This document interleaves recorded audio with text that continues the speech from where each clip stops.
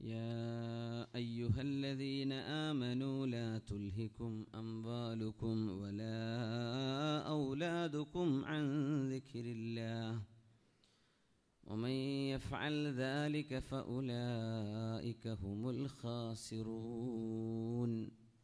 صدق الله مولانا العلي العظيم وصدق وبلغنا رسوله النبي الكريم ونحن على ذلك من الشاهدين الشاكرين والحمد لله رب العالمين.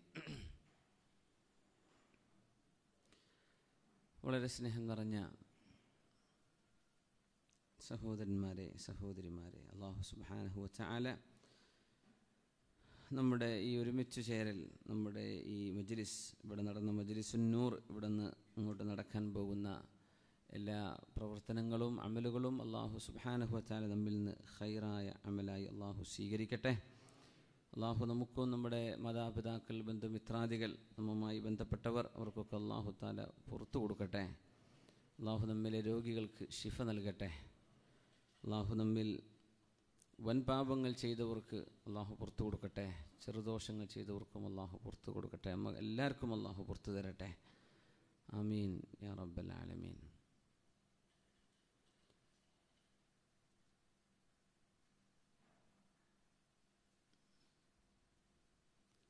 മാതൃകാ വനിതകളായ സഹോദരിമാരെ സംബന്ധിച്ചായിരുന്നു നമ്മൾ കഴിഞ്ഞ ക്ലാസ്സിൽ ചർച്ച ചെയ്തു തുടങ്ങിയത്.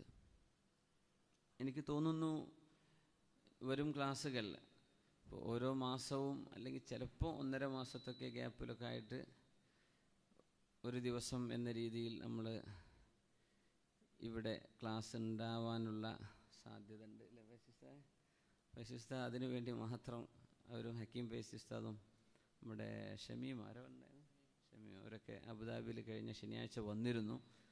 അപ്പോൾ ദുബൈയിൽ നിർബന്ധമായിട്ടും ക്ലാസ് മാസത്തിലൊരിക്കൽ വേണം ഒരാവശ്യം എനിക്ക് തോന്നാത്തത് കൊണ്ടല്ല, പക്ഷേ നമ്മുടെ ഈ യാത്രകളും ഇതിൻ്റെ ഇടയ്ക്കുള്ള ക്ഷീണമൊക്കെ ഒന്നിച്ച് കഴിയുമോ എന്നൊരു ആശങ്ക ഉള്ളത് കൊണ്ട് ഞാനിങ്ങനെ ഇച്ചിരി ഒഴിഞ്ഞു മാറിയിരുന്നു. പക്ഷെ എന്നെ പിടിച്ച് വെച്ച് നിർത്തി 1 മണിക്കൂർ കഴിഞ്ഞ് ക്ലാസ് കഴിഞ്ഞിട്ട് നിന്നിട്ടുണ്ട് നമ്മൾ ഏകദേശം.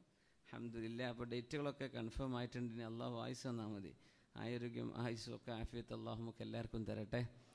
അപ്പോൾ അത് നമുക്ക് മാസത്തിലൊരിക്കൽ അത് ക്ലാസ് നടത്താനുള്ള തൗഫീക്ക് അള്ളാഹു, അത് പഠിക്കാനും ജീവിതത്തിലേക്ക് പകർത്താനും ഒക്കെ ഉള്ള തൗഫീക്കിന് വേണ്ടി നമുക്ക് അള്ളാഹുവിനോട് ദുആ ചെയ്യണം. അള്ളാഹു അത് ഖബൂൽ ചെയ്യട്ടെ. ആമീൻ യാ റബ്ബൽ ആലമീൻ.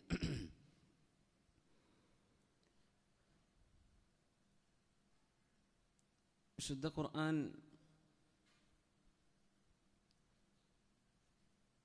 ക്ഷമിച്ചതിൻ്റെ പേരിൽ, ത്യാഗം സഹിച്ചതിൻ്റെ പേരിൽ വലിയ മഹത്വം കൊടുത്ത 2 വനിതകളെ നമുക്ക് പരിചയപ്പെടുത്തിയിട്ടുണ്ട്. ഒന്ന് മഹദി ഹാജർ റളിയല്ലാഹു അൻഹയാണ്. മറ്റൊന്ന് മഹദി മറിയം ബീവി റളിയല്ലാഹു അൻഹ. ഹാജർ ബീവി റളിയല്ലാഹു അൻഹ മക്കയിലേക്ക് വന്ന ആ ഒരു ഹജ്ജുമായി ബന്ധപ്പെട്ട ചരിത്രം നമുക്കൊക്കെ അറിയുന്ന ഒരു ചരിത്രമാണ്. അതുകൊണ്ട് ഞാനതിൻ്റെ ആഴത്തിലേക്ക്, വിശദാംശങ്ങളിലേക്ക് കടക്കുകയല്ല. പക്ഷെ നമ്മൾ ചിന്തിച്ചിട്ടുണ്ടോ എന്നറിയില്ല, ഹാജർ ബീവി മരുഭൂമിയിൽ ഒറ്റക്കായിരിക്കുമ്പോൾ ഒരൽപ്പം കാരക്കയും വെള്ളവും മാത്രം കൊടുത്ത് ഇബ്രാഹിം നബി അലൈഹിസ്സലാത്തു വസ്സലാം തിരിച്ചു പോകുമ്പോൾ ഹാജർ ബീവി ചോദിക്കുന്നുണ്ട്, ഞങ്ങളവിടെ ഒറ്റക്കാക്കി പോവുകയാണോ എന്നൊരു ചോദ്യം. പിന്നെ ചോദിച്ചു, ഇത് അള്ളാഹുവിൻ്റെ തീരുമാനമാണോ എന്ന്. അതേ എന്ന മറുപടി കിട്ടി ഇബ്രാഹിം നബി അലൈഹിസ്സലാമിൽ നിന്ന്. അപ്പം നമ്മൾ വിചാരിക്കുന്നു ഹാജർ ബീവി അങ്ങനെ ക്ഷമിച്ചു, സഫാ മർവൻ്റെ ഇടയിലൊക്കെ ഓടി, സംസം ഉണ്ടായി, സംഭവങ്ങളൊക്കെ നടന്നു. ഇവിടെ ഹാജർ ബീവിയുടെ ബാക്ക്ഗ്രൗണ്ട് നമ്മൾ മനസ്സിലാക്കണം. ബീവി വളർന്നത് ഈജിപ്തിലെ കൊട്ടാരത്തിലാണ്. ഈജിപ്തിലെ രാജാവിൻ്റെ ഭൃത്യയായിട്ട് ജോലി ചെയ്തിരുന്ന, അവിടുത്തെ രാജകീയമായ സൗകര്യങ്ങൾ കണ്ട് വളർന്ന ഒരു മഹദിയാണ് ഹാജർ ബീവി റളിയല്ലാഹു അൻഹ. അങ്ങനത്തെ ഒരു മഹദിയെയാണ് മരുഭൂമിയിലേക്ക് കൊണ്ടുവരുന്നത്. ആ ഒരു വശം ചിന്തിക്കുമ്പോഴാണ് ഹാജർ ബീവി ചെയ്ത ത്യാഗത്തിൻ്റെ അതിൻ്റെ പ്രാധാന്യം നമുക്ക് ഉൾക്കൊള്ളാൻ കഴിയുള്ളൂ. നമ്മൾ പറയില്ലേ, ഗൾഫിലൊക്കെ ജീവിച്ച മക്കളിനിപ്പോൾ എങ്ങനെ നാട്ടിൽ ജീവിക്കാൻ? ഒക്കെ ജീവിച്ചു പോവും, ഇവിടെ ജീവിക്കണില്ലേ, നാട്ടിലെ മക്കളൊക്കെ അല്ലേ, അൽഹംദുലില്ലാ. ഹാജർ ബീവി റളിയല്ലാഹു അൻഹ അത്രയും വലിയൊരു ത്യാഗം മരുഭൂമിയിൽ അള്ളാഹുവിൻ്റെ പരിശുദ്ധമായ മക്കയുള്ളിടത്ത് ചെയ്ത ആ ഒരു ത്യാഗത്തിൻ്റെ പേരിലാണ് ഇസ്മായിൽ നബി അലിഹിസ്സലാമിൻ്റെ ഉമ്മയാവാനുള്ള ഭാഗ്യമുണ്ടായത്. ഇസ്മായിൽ നബി അലിഹിസ്സലാം ആണെങ്കിലോ അഷ്റഫുൽ ഖൽഖ് സ്വല്ലല്ലാഹു അലൈഹി വസല്ലം തങ്ങളുടെ വല്ലിപ്പയാണ്. കാരണം നബി തങ്ങളുടെ പരമ്പര വരുന്നത് ഇസ്മായിൽ നബി അലിഹിസ്സലാമിലൂടെയാണ്. അവരുടെ ഉപ്പ ഇബ്രാഹിം നബി അലിഹിസ്സലാം. അതുമാത്രമല്ല, ആ മഹദി റളിയല്ലാഹു അൻഹ ചെയ്ത ആ ഒരു ത്യാഗം, സഫാ മർവക്കിടയിലുള്ള ആ ഒരു നടത്തം ഖിയാമത്ത് നാൾ വരെ മനുഷ്യരെ കൊണ്ട് അല്ലാഹു തആല ചെയ്യിപ്പിക്കുകയാണ്, വിശ്വാസികളെ കൊണ്ട്. ഇത്രയും വലിയൊരു മഹത്വം എപ്പോഴും ജീവിച്ചിരിക്കുന്ന സ്മരണയാണ്. ഏതെങ്കിലും ഒരു ചരിത്രം എഴുതവെക്കപ്പെട്ട് വായിക്കാതെ പോയാൽ ലോകം മറന്നുപോയേനെ. മഹദി ഹാജർ ബീവി റളിയല്ലാഹു അൻഹയുടേത് ചലിച്ചുകൊണ്ടിരിക്കുന്ന ചരിത്രമാണ്. അത് മറക്കാൻ കഴിയില്ലല്ലോ, ഹജ്ജിൻ്റെ ഭാഗമല്ലേ. അങ്ങനെ ഒരു ക്ഷമിച്ചത് ഇദൻ ലൻ യുളയ്യഅന, അള്ളാഹു ഞങ്ങളെ ഇവിടെ ആക്കാൻ പറഞ്ഞതാണെങ്കിൽ അള്ളാഹു ഞങ്ങളെ കൈവടിയില്ലല്ലോ എന്ന് പറഞ്ഞ ആ ഒരു അള്ളാഹുവിലുള്ള തവക്കുൽ, അത് നമ്മുടെ പെങ്ങന്മാർക്കും നമ്മുടെ സഹോദരിമാർക്ക് ഭാര്യമാർക്ക് നമുക്കൊക്കെ മാതൃകയാക്കാനുള്ള വലിയ ഒരു പാഠം അതിൻ്റെ ഉള്ളിൽ അള്ളാഹു വച്ചിരിക്കുകയാണ്. അങ്ങനൊരു ക്ഷമയൊക്കെ ദീനിന് വേണ്ടി ക്ഷമിക്കാനുള്ള തൗഫീഖ് അള്ളാഹു നമുക്ക് തരട്ടെ. ആമീൻ യാ റബ്ബൽ ആലമീൻ. മഹദി റളിയല്ലാഹു അൻഹു ഇബ്രാഹിം നബി അലൈഹിസ്സലാമിനെ കുറിച്ച് എപ്പോഴും പറഞ്ഞു കൊടുത്തതിൻ്റെ പേരിൽ ഇബ്രാഹിം നബി അലൈഹിസ്സലാം വന്ന സമയത്ത് മോൻ ഇസ്മായിൽ നബി ഒരിക്കലും ചോദിച്ചിട്ടില്ലെന്നാണ്, അല്ലേ? ഉമ്മ അത് ആരാണ്? ഇതിൻ്റെ വാപ്പന്നെയാണോ? ഇതന്നെയാണോ എൻ്റെ വാപ്പ എന്നൊരു സംശയത്തിൻ്റെ ചോദ്യം വർഷങ്ങളുടെ ഗ്യാപ്പുണ്ടായിട്ടും ഇസ്മായിൽ നബി ചോദിച്ചില്ല. കാരണം വാപ്പയെക്കുറിച്ച് നിരന്തരം പറഞ്ഞു കൊടുത്തിരുന്നു ഹാജർ റളിയല്ലാഹു അൻഹ. അപ്പോൾ പ്രവാസികളായ ആളുകളുടെ മക്കളൊക്കെ വളരുമ്പോൾ സ്വാഭാവികമായും വാപ്പ അല്ലെങ്കിൽ ഭർത്താവ് നാട്ടിലില്ലാണ്ടിരിക്കെ മക്കൾക്ക് പിതാവുമായുള്ള അകൽച്ച സംഭവിക്കുമല്ലോ എന്ന ചോദ്യത്തിനൊക്കെ മറുപടി ഹാജർ ബീവിയുടെ ചരിത്രത്തിലുണ്ട്. അവരൊരു പ്രവാസത്തിലായിരുന്നു. സത്യത്തിൽ ഫലസ്തീനിൽ നിന്ന് മക്കയിലേക്ക് മാറി താമസിക്കുകയാണ്. അങ്ങനെ ഒരു ത്യാഗം ചെയ്ത് വളർത്തിയതാണ് ഇസ്മായിൽ നബി അലൈഹിസ്സലാമിനെ. വിശുദ്ധ ഖുർആൻ സൂറത്തു തഹ്രീമിൻ്റെ അവസാന ഭാഗത്ത് 10, 11, 12 ആയത്തുകളിൽ ലൂത്ത് നബി അലൈഹിസ്സലാമിൻ്റെയും നൂഹ് നബി അലൈഹിസ്സലാമിൻ്റെയും ഭാര്യമാരെ കുറിച്ച് പറയുന്നുണ്ട്. അവിടെ അല്ലാഹു സുബ്ഹാനഹു വ തആല പറഞ്ഞു, നൂഹ് നബിയെ, നിങ്ങളെയും നിങ്ങളുടെ കുടുംബത്തെയും ഞാൻ രക്ഷിക്കും, ഇല്ലം റഅതക്, നിങ്ങളുടെ ഭാര്യ ഒഴികെ.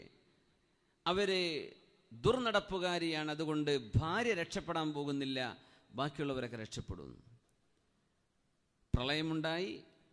നൂഹ് നബി അലൈഹിസ്സലാത്തു വസ്സലാമിൻ്റെ കപ്പലിൽ കയറി അവരൊക്കെ രക്ഷപ്പെടുകയാണ്. പ്രളയത്തെക്കുറിച്ച് അതിൻ്റെ ആ ചരിത്രം നമ്മുടെ ഭാഗമല്ല, എന്നാലും സൂചിപ്പിക്കുകയാണ്. ഇസ്ലാമികമായ ചരിത്ര ഗവേഷകന്മാർ ആ വിഷയത്തെ സംബന്ധിച്ച് പറഞ്ഞത് അത് ഒരു ലോക്കലൈസ് ഫ്ലഡ് ആയിരുന്നു, ഗ്ലോബൽ ഫ്ലഡ് ആയിരുന്നില്ല എന്നാണ്. ലോകം ഒന്നാകെ വെള്ളത്തിൽ മുങ്ങി എന്നൊരാശയം അതിനില്ല എന്ന് വലിയൊരു ശതമാനം പണ്ഡിതന്മാർ അഭിപ്രായപ്പെടുന്നു. അങ്ങനെ ഒരു ഗ്ലോബലായിട്ടുള്ള ഭൂമി ഒന്നാകെ നിറഞ്ഞു നിന്ന ഒരു പ്രളയമായിരുന്നു എന്ന് അഭിപ്രായപ്പെട്ട ചില ചുരുക്കം പണ്ഡിതന്മാരുമുണ്ട്. അതിൻ്റെ ഒരു കാരണം എന്താണെന്ന് വെച്ചാൽ, നൂഹ് നബി അലൈഹിസ്സലാത്തു വസ്സലാമിൻ്റെ ദഅവത്ത് ഇറാഖിലായിരുന്നു ഉണ്ടായത്, മെസപ്പൊട്ടേമിയയിലാണ്. ടൈഗ്രീസിൻ്റെയും യൂഫ്രട്ടീസിൻ്റെയും ഇടയിലുള്ള നാടിനാണ് മെസപ്പൊട്ടേമിയ എന്ന് പറയുന്നത്, ദ ലാൻഡ് ബിറ്റ്വീൻ 2 rivers. അവിടെയാണ് ഇബ്രാഹിം നബി മഹാനായ നൂഹ് നബി അലൈഹിസ്സലാം വരുന്നത്. നൂഹ് നബിയുടെ പ്രബോധന സ്ഥലം ഇറാഖാണ്. അതുമാത്രമല്ല, നൂഹ് നബി അലൈഹിസ്സലാത്തു വസ്സലാമിൻ്റെ കപ്പലിൽ ലോകത്ത് ഇന്നുള്ള എല്ലാ ജീവജാലങ്ങളെയും അടക്കം ചെയ്യാനുള്ള കപ്പാസിറ്റിയുമില്ല. അല്ലാഹു സുബ്ഹാനഹു വ തആല ഇണകളെ പ്രവേശിപ്പിക്കണം, ഇണകളായ ജീവികളെ കയറ്റുക എന്നൊക്കെ പറഞ്ഞത് ആ പ്രദേശത്ത് ലഭ്യമായ മൃഗങ്ങളിൽ ഇണകളെ പ്രവേശിപ്പിക്കുക എന്നേ അതിനർത്ഥം കൊടുക്കാൻ പറ്റൂ എന്നാണ്. ഏതായിരുന്നാലും ആ സന്ദർഭത്തിൽ മോനെ കൺമുമ്പിൽ കണ്ടു നൂഹ് നബി അലൈഹിസ്സലാം. യാ ബുനയ്യ റുകം മഅന, മോനെ ഞങ്ങളോടുകൂടെ കപ്പലിലേക്ക് വാ മോനെ. വാപ്പ വിളിച്ചു. നൂഹ് നബിക്കറിയില്ല തൻ്റെ മോൻ ദുർനടപ്പുകാരനായിട്ടുണ്ട് എന്ന്. യാ ബുനയ്യ റുകം മഅന, മോൻ പറഞ്ഞു ഇല്ല. സആവി ഇലാ ജബലി യഅസുമുനി മിനൽ മാ, ഞാൻ ആ മല വരെ, പർവ്വതത്തിൻ്റെ ഉച്ചി വരെ നീന്തിക്കൊള്ളാം, അങ്ങോട്ട് വെള്ളം എത്തില്ലല്ലോ. നൂഹ് നബി അലൈഹിസ്സലാം പറഞ്ഞു, മോനെ ലാ ആസിമ മിനല്ലാഹി ഇല്ലാ ഇലൈഹി, അല്ലാഹുവിലേക്കല്ലാതെ രക്ഷയില്ല. ഇത് പറഞ്ഞുകൊണ്ടിരിക്കെ മകൻ വെള്ളത്തിൽ മുങ്ങുകയാണ്. അപ്പോഴാണ് ഇബ്രാഹിം നബി അലൈഹിസ്സലാം ചോദിച്ചത്, ഇന്ന ബിനി മിൻ അഹ്ലി, എൻ്റെ അഹ്ലിനെ രക്ഷപ്പെടുത്തുമെന്നൊക്കെ പറഞ്ഞിട്ടുണ്ടല്ലോ അല്ലാഹുവേ, എൻ്റെ മോൻ എൻ്റെ ബന്ധുവാണല്ലോ, എൻ്റെ ഭാര്യ പോയിട്ടുണ്ടെന്ന് എനിക്കറിയാം, പക്ഷേ എൻ്റെ ബന്ധുക്കളെ നീ രക്ഷപ്പെടുത്തും, ഭാര്യയൊഴികെ മകൻ്റെ കാര്യം നീ പറഞ്ഞിട്ടില്ലല്ലോ, എൻ്റെ മകൻ എന്തു പറ്റി എന്ന് ചോദിച്ചപ്പോഴാണ് ഇന്നഹു അമലുൻ ഗൈറു സാലിഹ്, നിങ്ങളുടെ മോൻ ഒരു ദുർപ്രവൃത്തിയാണ്. നൂഹ് നബിയെ പ്രവൃത്തി ചെയ്യുന്നവൻ എന്നല്ല പറഞ്ഞത്, അതിലും കുറച്ച് കൂടിയിട്ടാ ഖുർആൻ, അവൻ തന്നെ ഒരു ദുഷ്പ്രവൃത്തിയാണ്. ഇന്നഹു അമലുൻ ഗൈറു സാലിഹ്, ആളൊരു കച്ചറയാണെന്നൊക്കെ പറയില്ലേ, കച്ചറ കളിക്കുന്ന ആളെന്നായാലും ഉദ്ദേശം അല്ലേ എന്ന പോലെ, ഇന്നഹു അമലുൻ ഗൈറു സാലിഹ്, അവൻ തന്നെ ഒരു സ്വാലിഹല്ലാത്ത അമലായി മാറിയിട്ടുണ്ട് നൂഹ് നബിയെ. ഇതിന് മുഫസ്സിരീങ്ങൾ പറയുന്ന കാരണം, ആ കുട്ടിയുടെ ഉമ്മ നൂഹ് നബി അലൈഹിസ്സലാത്തു വസ്സലാമിൻ്റെ ഭാര്യ, അവർ മകന് തർബിയത്ത് നൽകാത്തതിൻ്റെ പേരിൽ ഉണ്ടായ പ്രശ്നമാണെന്നാണ്. ആ ഉമ്മ വീട്ടിലുണ്ടായതുകൊണ്ടും ആ ഉമ്മയുടെ സാഹചര്യം കൊണ്ടാണ് നൂഹ് നബിയുടെ മക്കളിൽ ഒരാളെങ്കിലും യാം എന്ന് പറയുന്ന ഈ മോൻ, അല്ല കൻആൻ എന്നൊക്കെ അഭിപ്രായങ്ങൾ കാണും ചരിത്രത്തിൽ, ആ മകൻ നഷ്ടപ്പെടാനുണ്ടായ കാരണം പ്രവാചകനായ നൂഹ് നബി അലൈഹിസ്സലാമിൻ്റെ ഭാര്യയായിരുന്നതിൻ്റെ കാരണം. ആ ഉമ്മ അതിനെ തർബിയത്ത് ചെയ്തില്ല, അവിടെ ഒരു കുഞ്ഞ് നഷ്ടമായി. ഇപ്പുറത്ത് ഇബ്രാഹിം നബി അലൈഹിസ്സലാത്തു വസ്സലാമിൻ്റെ ഭാര്യ ഹാജർ റളിയല്ലാഹു അൻഹ നല്ല തർബിയത്ത് കൊടുത്തു, അതുകൊണ്ട് ആ കുഞ്ഞ് നന്നായി.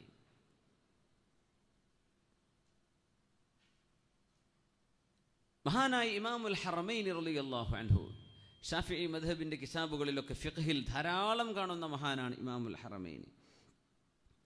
ബഹുമാനപ്പെട്ടവർക്ക് ചെറിയൊരു വിക്കുണ്ടായിരുന്നു, സംസാരിക്കുമ്പോൾ പറയാൻ പ്രയാസമുണ്ടായിരുന്നു. ബഹുമാനപ്പെട്ടവർ പറയും, അറഫ്തു മിൻ ഐന അതാ ഹാദാ, എനിക്കറിയാം എവിടെ നിന്നാണ് എനിക്ക് ഈ വിക്ക് വന്നത് എന്ന് എനിക്ക് നന്നായിട്ടറിയാം, എനിക്കിത് ബോധ്യമുണ്ട് എവിടെ നിന്നാണ് ഇത് സംഭവിച്ചത് എന്ന് മഹാനായ ഇമാമുൽ ഹറമൈനി ക്ലാസ് എടുക്കുന്ന സമയത്ത് പറയാറുണ്ട്. അപ്പോൾ ആളുകൾ ചോദിച്ചു എവിടെ നിന്നാണ്?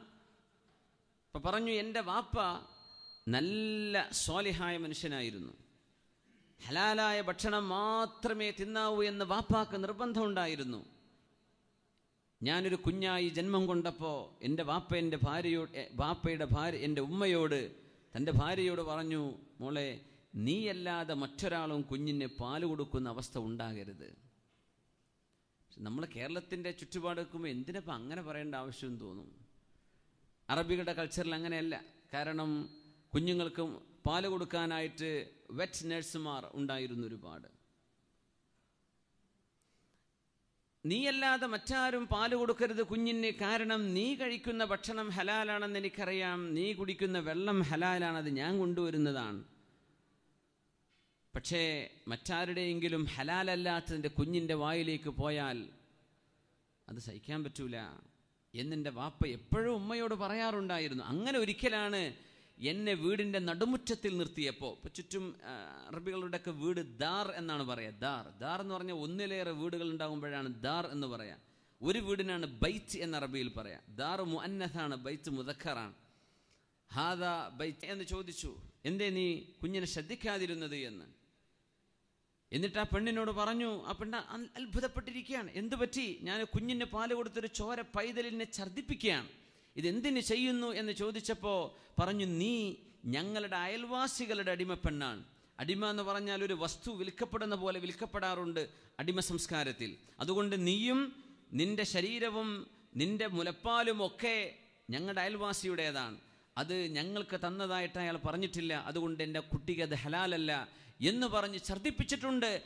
എന്നാൽ അതിൻ്റെ എന്തൊക്കെയോ ചില അംശം എൻ്റെ കുടലിനോട് ചേർന്നു പോവുകയും എൻ്റെ ശരീരത്തിൻ്റെ ഭാഗമാവുകയും ചെയ്തതിൻ്റെ പേരിലാണ് എനിക്ക് വിക്ക് വരുന്നത് എന്ന് മഹാനായ ഇമാമുൽ ഹറമൈൻ റളിയല്ലാഹു അൻഹു എപ്പോഴും പറയാറുണ്ട്. അതേപോലെ തന്നെ സംഭവം മഹാനായ അബൂ ഹനീഫത്ത് നുഅ്മാൻ റളിയല്ലാഹുവിനെ സംബന്ധിച്ച് പറഞ്ഞു കേൾക്കാറുണ്ട്. അതേപോലെ തന്നെ ചരിത്രമുണ്ട്. നമ്മൾ വിചാരിക്കൂ, ഹലാലല്ലാത്തത് മുഴുവൻ തിന്നിട്ട് നമ്മളെ മക്കൾക്കൊരു വിക്കില്ലല്ലോ അല്ലേ? മദീനയിൽ നബി സല്ലല്ലാഹു അലൈഹി വസല്ലം തങ്ങളും സഹാബികളൊക്കെ നിൽക്കുമ്പോൾ ഒരു ദുർഗന്ധം വന്നു, ഒരു ദുഷിച്ച നാറ്റം വന്നു. അപ്പോൾ ഉമർ ഫാറൂഖ് റളിയല്ലാഹു അൻഹു അടക്കമുള്ള സഹാബികൾ അവിടെ ഉണ്ട്. തങ്ങൾ ചോദിച്ചു, ഇതെന്താണ് നിങ്ങൾക്കറിയുമോ? അവർ പറഞ്ഞു, ഇല്ല നബിയെ, കാരണം മദീനത്ത് അങ്ങനെ ഒരു ദുർഗന്ധം വമിക്കുന്ന ഒരു സ്ഥലമോ പ്രദേശമോ ആ പരിസരത്തില്ല. പക്ഷെ എവിടെ നിന്ന് ഈ ദുർഗന്ധം വന്നു എന്ന് പറഞ്ഞപ്പോൾ നബി സല്ലല്ലാഹു അലൈഹി വസല്ലം തങ്ങൾ പറഞ്ഞു, പിന്നെ കുറച്ചപ്പുറത്ത് ജൂതന്മാർ താമസിക്കുന്ന ആ ഭാഗമുണ്ടല്ലോ, ആ ജൂതന്മാർ മുസ്ലിമീങ്ങളെ സംബന്ധിച്ച് ഗീബത്ത് പറഞ്ഞിട്ടുണ്ട്. ആ ഗീബത്തിൻ്റെ നാറ്റമാണ് നമ്മൾ അറിഞ്ഞത് എന്ന് റസൂലുള്ളാഹി സ്വല്ലല്ലാഹു അലൈഹി വസല്ലം. മഹാനായ ഇബ്നു അബ്ബാസ് റളിയല്ലാഹു അൻഹു ഈ സംഭവം ഉദ്ധരിച്ചുകൊണ്ട് പറയാ, പക്ഷേ താബിഈങ്ങളുടെ കാലമായപ്പോഴൊന്നും നമ്മളൊന്നും ഒരു ദുർഗന്ധം അറിയാറില്ല. അതിനേക്കാളും ഗീബത്ത് 10 മടങ്ങ് കൂടിയ കാലമാണ്. എന്തേ കാരണം എന്ന് ചോദിച്ചപ്പോൾ മിൻ കസറത്തിഹാ, അത് വല്ലാണ്ടങ്ങ് കൂടിപ്പോയില്ലേ, പിന്നെ ചീത്തയും നല്ലതൊന്നും വേർതിരിച്ചറിയാൻ പറ്റാത്ത വിധത്തിലായിപ്പോയിട്ടുണ്ട് എന്ന്. സുബ്ഹാനല്ലാഹ്. ഉമ്മമാരും ഉപ്പമാരും ചേർന്ന് തർബിയത്ത് ചെയ്യുമ്പോൾ മക്കളിലുണ്ടാകുന്ന മാറ്റമാണിത്. അനസ് റളിയല്ലാഹു തആല അൻഹുവിന്റെ ഒരു ഉമ്മയുണ്ട്, ഉമ്മു സുലൈം റളിയല്ലാഹു അൻഹ. റുമൈസ ബീവി എന്നാണ് അവരറിയപ്പെടുക. റസൂലുള്ളാഹി സ്വല്ലല്ലാഹു അലൈഹി വസല്ലം തങ്ങൾ മക്കയിലായിരിക്കെ തന്നെ മക്ക കാലഘട്ടത്തിൽ മുസ്ലിമായ മഹദിയാണ് ഉമ്മു സുലൈം റളിയല്ലാഹു അൻഹ. റുമൈസ ബീവി എന്ന് പറയും, ഉമ്മു അനസിൻ അല്ലെങ്കിൽ ഉമ്മു സുലൈം റളിയല്ലാഹു അൻഹ. അനസ് റളിയല്ലാഹു അൻഹുവിന്റെ ഉമ്മയാണത്. ആ ഉമ്മയെ പിന്നീട് കല്യാണം കഴിച്ചത് മഹാനായ അബൂ തുൽഹത്തുൽ അൻസ്വാരി റളിയല്ലാഹു അൻഹുവാണ്. ചരിത്രം വളരെ ഗൗരവത്തിൽ മനസ്സിലാക്കേണ്ട ഒരു സംഭവമുണ്ട് ഇവിടെ. ഉമ്മു സുലൈം ബീവിയുടെ ആദ്യത്തെ ഭർത്താവ്, അതായത് അനസ് റളിയല്ലാഹു അൻഹുവിന്റെ വാപ്പയായിരുന്ന ആള്, ജാഹിലിയ കാലത്തെ ഇസ്ലാം എന്ന് പോയ ആളാണ്. ഇസ്ലാമിലേക്ക് കടന്നില്ല, നബി തങ്ങൾ വന്നപ്പോഴും മുസ്ലിം ആവാതെ പോയ ആളാണ്. അദ്ദേഹത്തിന്റെ പേര് മാലിക് ബിൻ നദർ എന്നായിരുന്നു. മാലിക് ബിൻ നദർ, അതുകൊണ്ടാണ് അനസ് ബിൻ മാലിക്. പക്ഷെ അനസ് റളിയല്ലാഹുവിന്റെ ചരിത്രം പറയുമ്പോഴേക്ക് അബൂ തൽഹ റളിയല്ലാഹുവിനെയാ പറയാ. അത് അബൂ തൽഹ തങ്ങൾ പിന്നീട് കല്യാണം കഴിച്ചത് അനസ് തങ്ങളുടെ ഉമ്മയെ. സ്വന്തം ഉപ്പയുടെ പേര് മാലിക് ബിൻ നദർ എന്നാണ്. അപ്പം അദ്ദേഹം റസൂലുള്ളാഹി സ്വല്ലല്ലാഹു അലൈഹി വസല്ലം തങ്ങൾ ഇസ്ലാമിലേക്ക് ആളുകളെ ക്ഷണിച്ചപ്പോൾ അദ്ദേഹം പറഞ്ഞു, ഞാനില്ല, ഞാൻ ഷാമിലേക്ക് പോവാ, അവിടെ വല്ല കച്ചവടം ചെയ്ത് ഞാൻ ജീവിച്ചോളാം എന്ന് പറഞ്ഞു. അങ്ങനെ ഭാര്യയോട് ചോദിച്ചു, റുമൈസ ബീവിയോട് നീ പോരുന്നുണ്ടോ എന്ന് ചോദിച്ചു. ഇല്ല, ഞാൻ പോരുന്നില്ല എന്ന് പറഞ്ഞു. അങ്ങനെ ഒറ്റക്ക് അദ്ദേഹം പോയി. പിന്നീട് ചരിത്രത്തിൽ ഉള്ളത് ഷാമിലേക്ക് എത്തിയിട്ടില്ല. അപ്പോഴേക്കും വഴിയിൽ വെച്ച് അദ്ദേഹം കൊല്ലപ്പെടുകയാണ് ഉണ്ടായത്. ഏതായിരുന്നാലും റുമൈസ ബീവി റളിയല്ലാഹു അൻഹ മുസ്ലിമത്തായി ഒറ്റക്ക് തൻ്റെ പൊന്നുമോനായ അനസ് റളിയല്ലാഹു അൻഹുവിനെ വളർത്തുകയാണ്. മദീനയിലേക്ക് വന്നു. അനസ് റളിയല്ലാഹു അൻഹുവിൻ്റെ ഈ ഉമ്മ നല്ല കാണാൻ ഭംഗിയുള്ള, തൻ്റെ ഇടമുള്ള ആഖില വജമീല, നല്ല ഭംഗിയുള്ളവരാണ്, നല്ല ബുദ്ധിയുള്ളവരാണ്. അതുകൊണ്ട് തന്നെ അറബികളൊക്കെ പുനർവിവാഹം ആലോചിച്ചു തുടങ്ങും.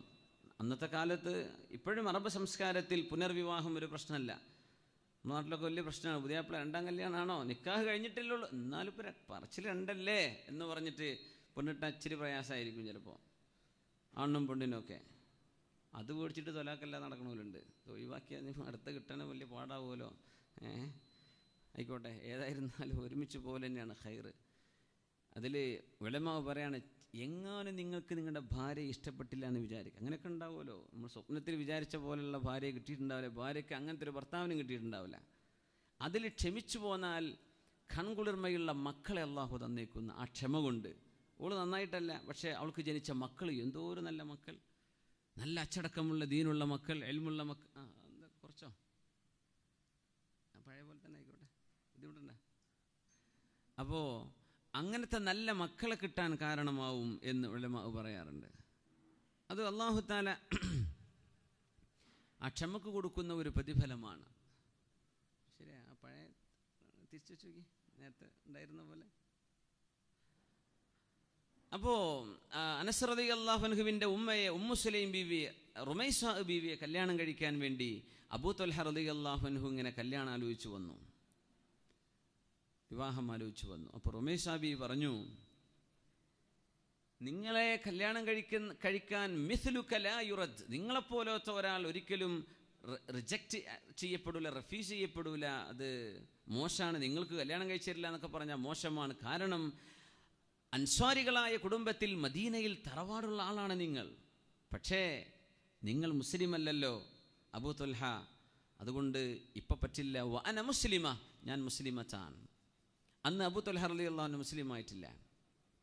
അപ്പോൾ ബി പറഞ്ഞു, നീ ആലോചിക്ക്, കലിമ ഷഹാദ ചൊല്ലി മുസ്ലിമായാൽ അപ്പോൾ ആലോചിക്കാം. അത് നമ്മൾ ആലോചിക്കണം. അത് ഇസ്ലാമിലേക്ക്, ജാഹിലിയത്തിൽ നിന്ന് ഇസ്ലാമിലേക്ക് ട്രാൻസ്ഫോം ആവുന്നൊരു പീരീഡാണത്.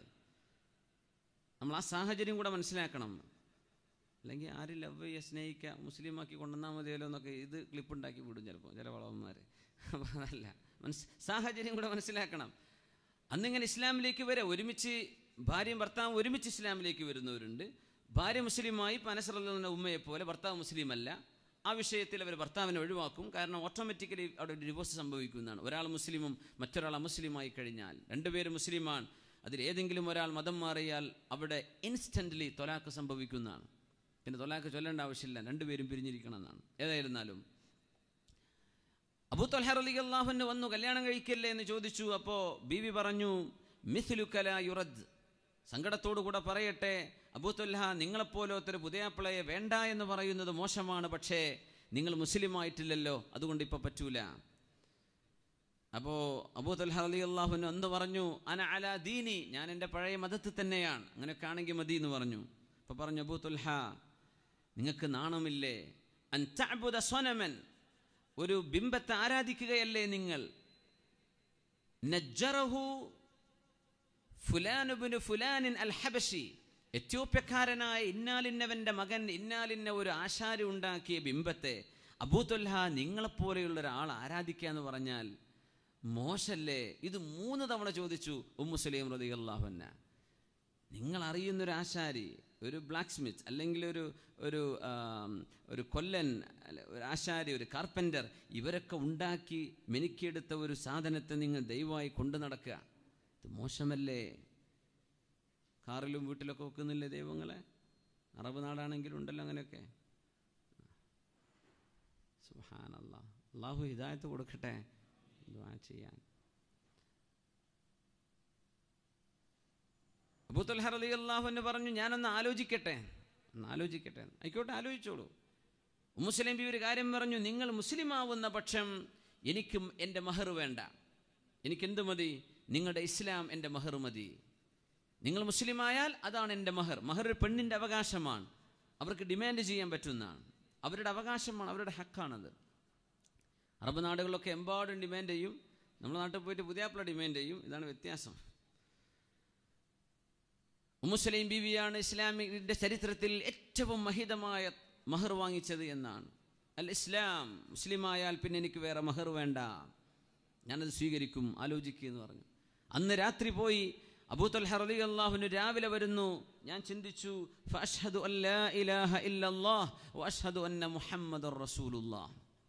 ഒരു പെണ്ണിൻ്റെ സൗന്ദര്യം കണ്ട് ഇസ്ലാമിലേക്ക് വരണ്ട എന്ന് പഠിപ്പിക്കാനാണ് ഉമ്മു സുലൈം ബീവി ബിംബത്തിൻ്റെ വിഷയം പറഞ്ഞു കൊടുത്തത്. നാണം തോന്നുന്നില്ലേ അബൂ ത്വൽഹ? ബുദ്ധിയില്ലേ? നിങ്ങളെപ്പോലത്തെ ബുദ്ധിയുള്ള ആളുകളൊക്കെ ഈ ബിംബത്തെ ആരാധിക്കാൻ പറ്റുമോ? ഇത് നിങ്ങൾ കൈകൊണ്ടുണ്ടാക്കുന്നതല്ലേ. ഇന്നാലിന്നെ എത്യോപ്യക്കാരൻ, അവർ അന്ന് എത്യോപ്യക്കാരാണ് കാർപ്പൻറ്റേഴ്സ്, അവരുണ്ടാക്കിയതല്ലേ, നിങ്ങൾക്കറിയുന്ന വിഷയമല്ലേ എന്ന് ചോദിച്ചപ്പോഴാണ് അബൂ ത്വൽഹ റളിയല്ലാഹു അൻഹുവിൻ്റെ മനസ്സിൽ ഇങ്ങനെ മാറ്റമുണ്ടാകുന്നത്.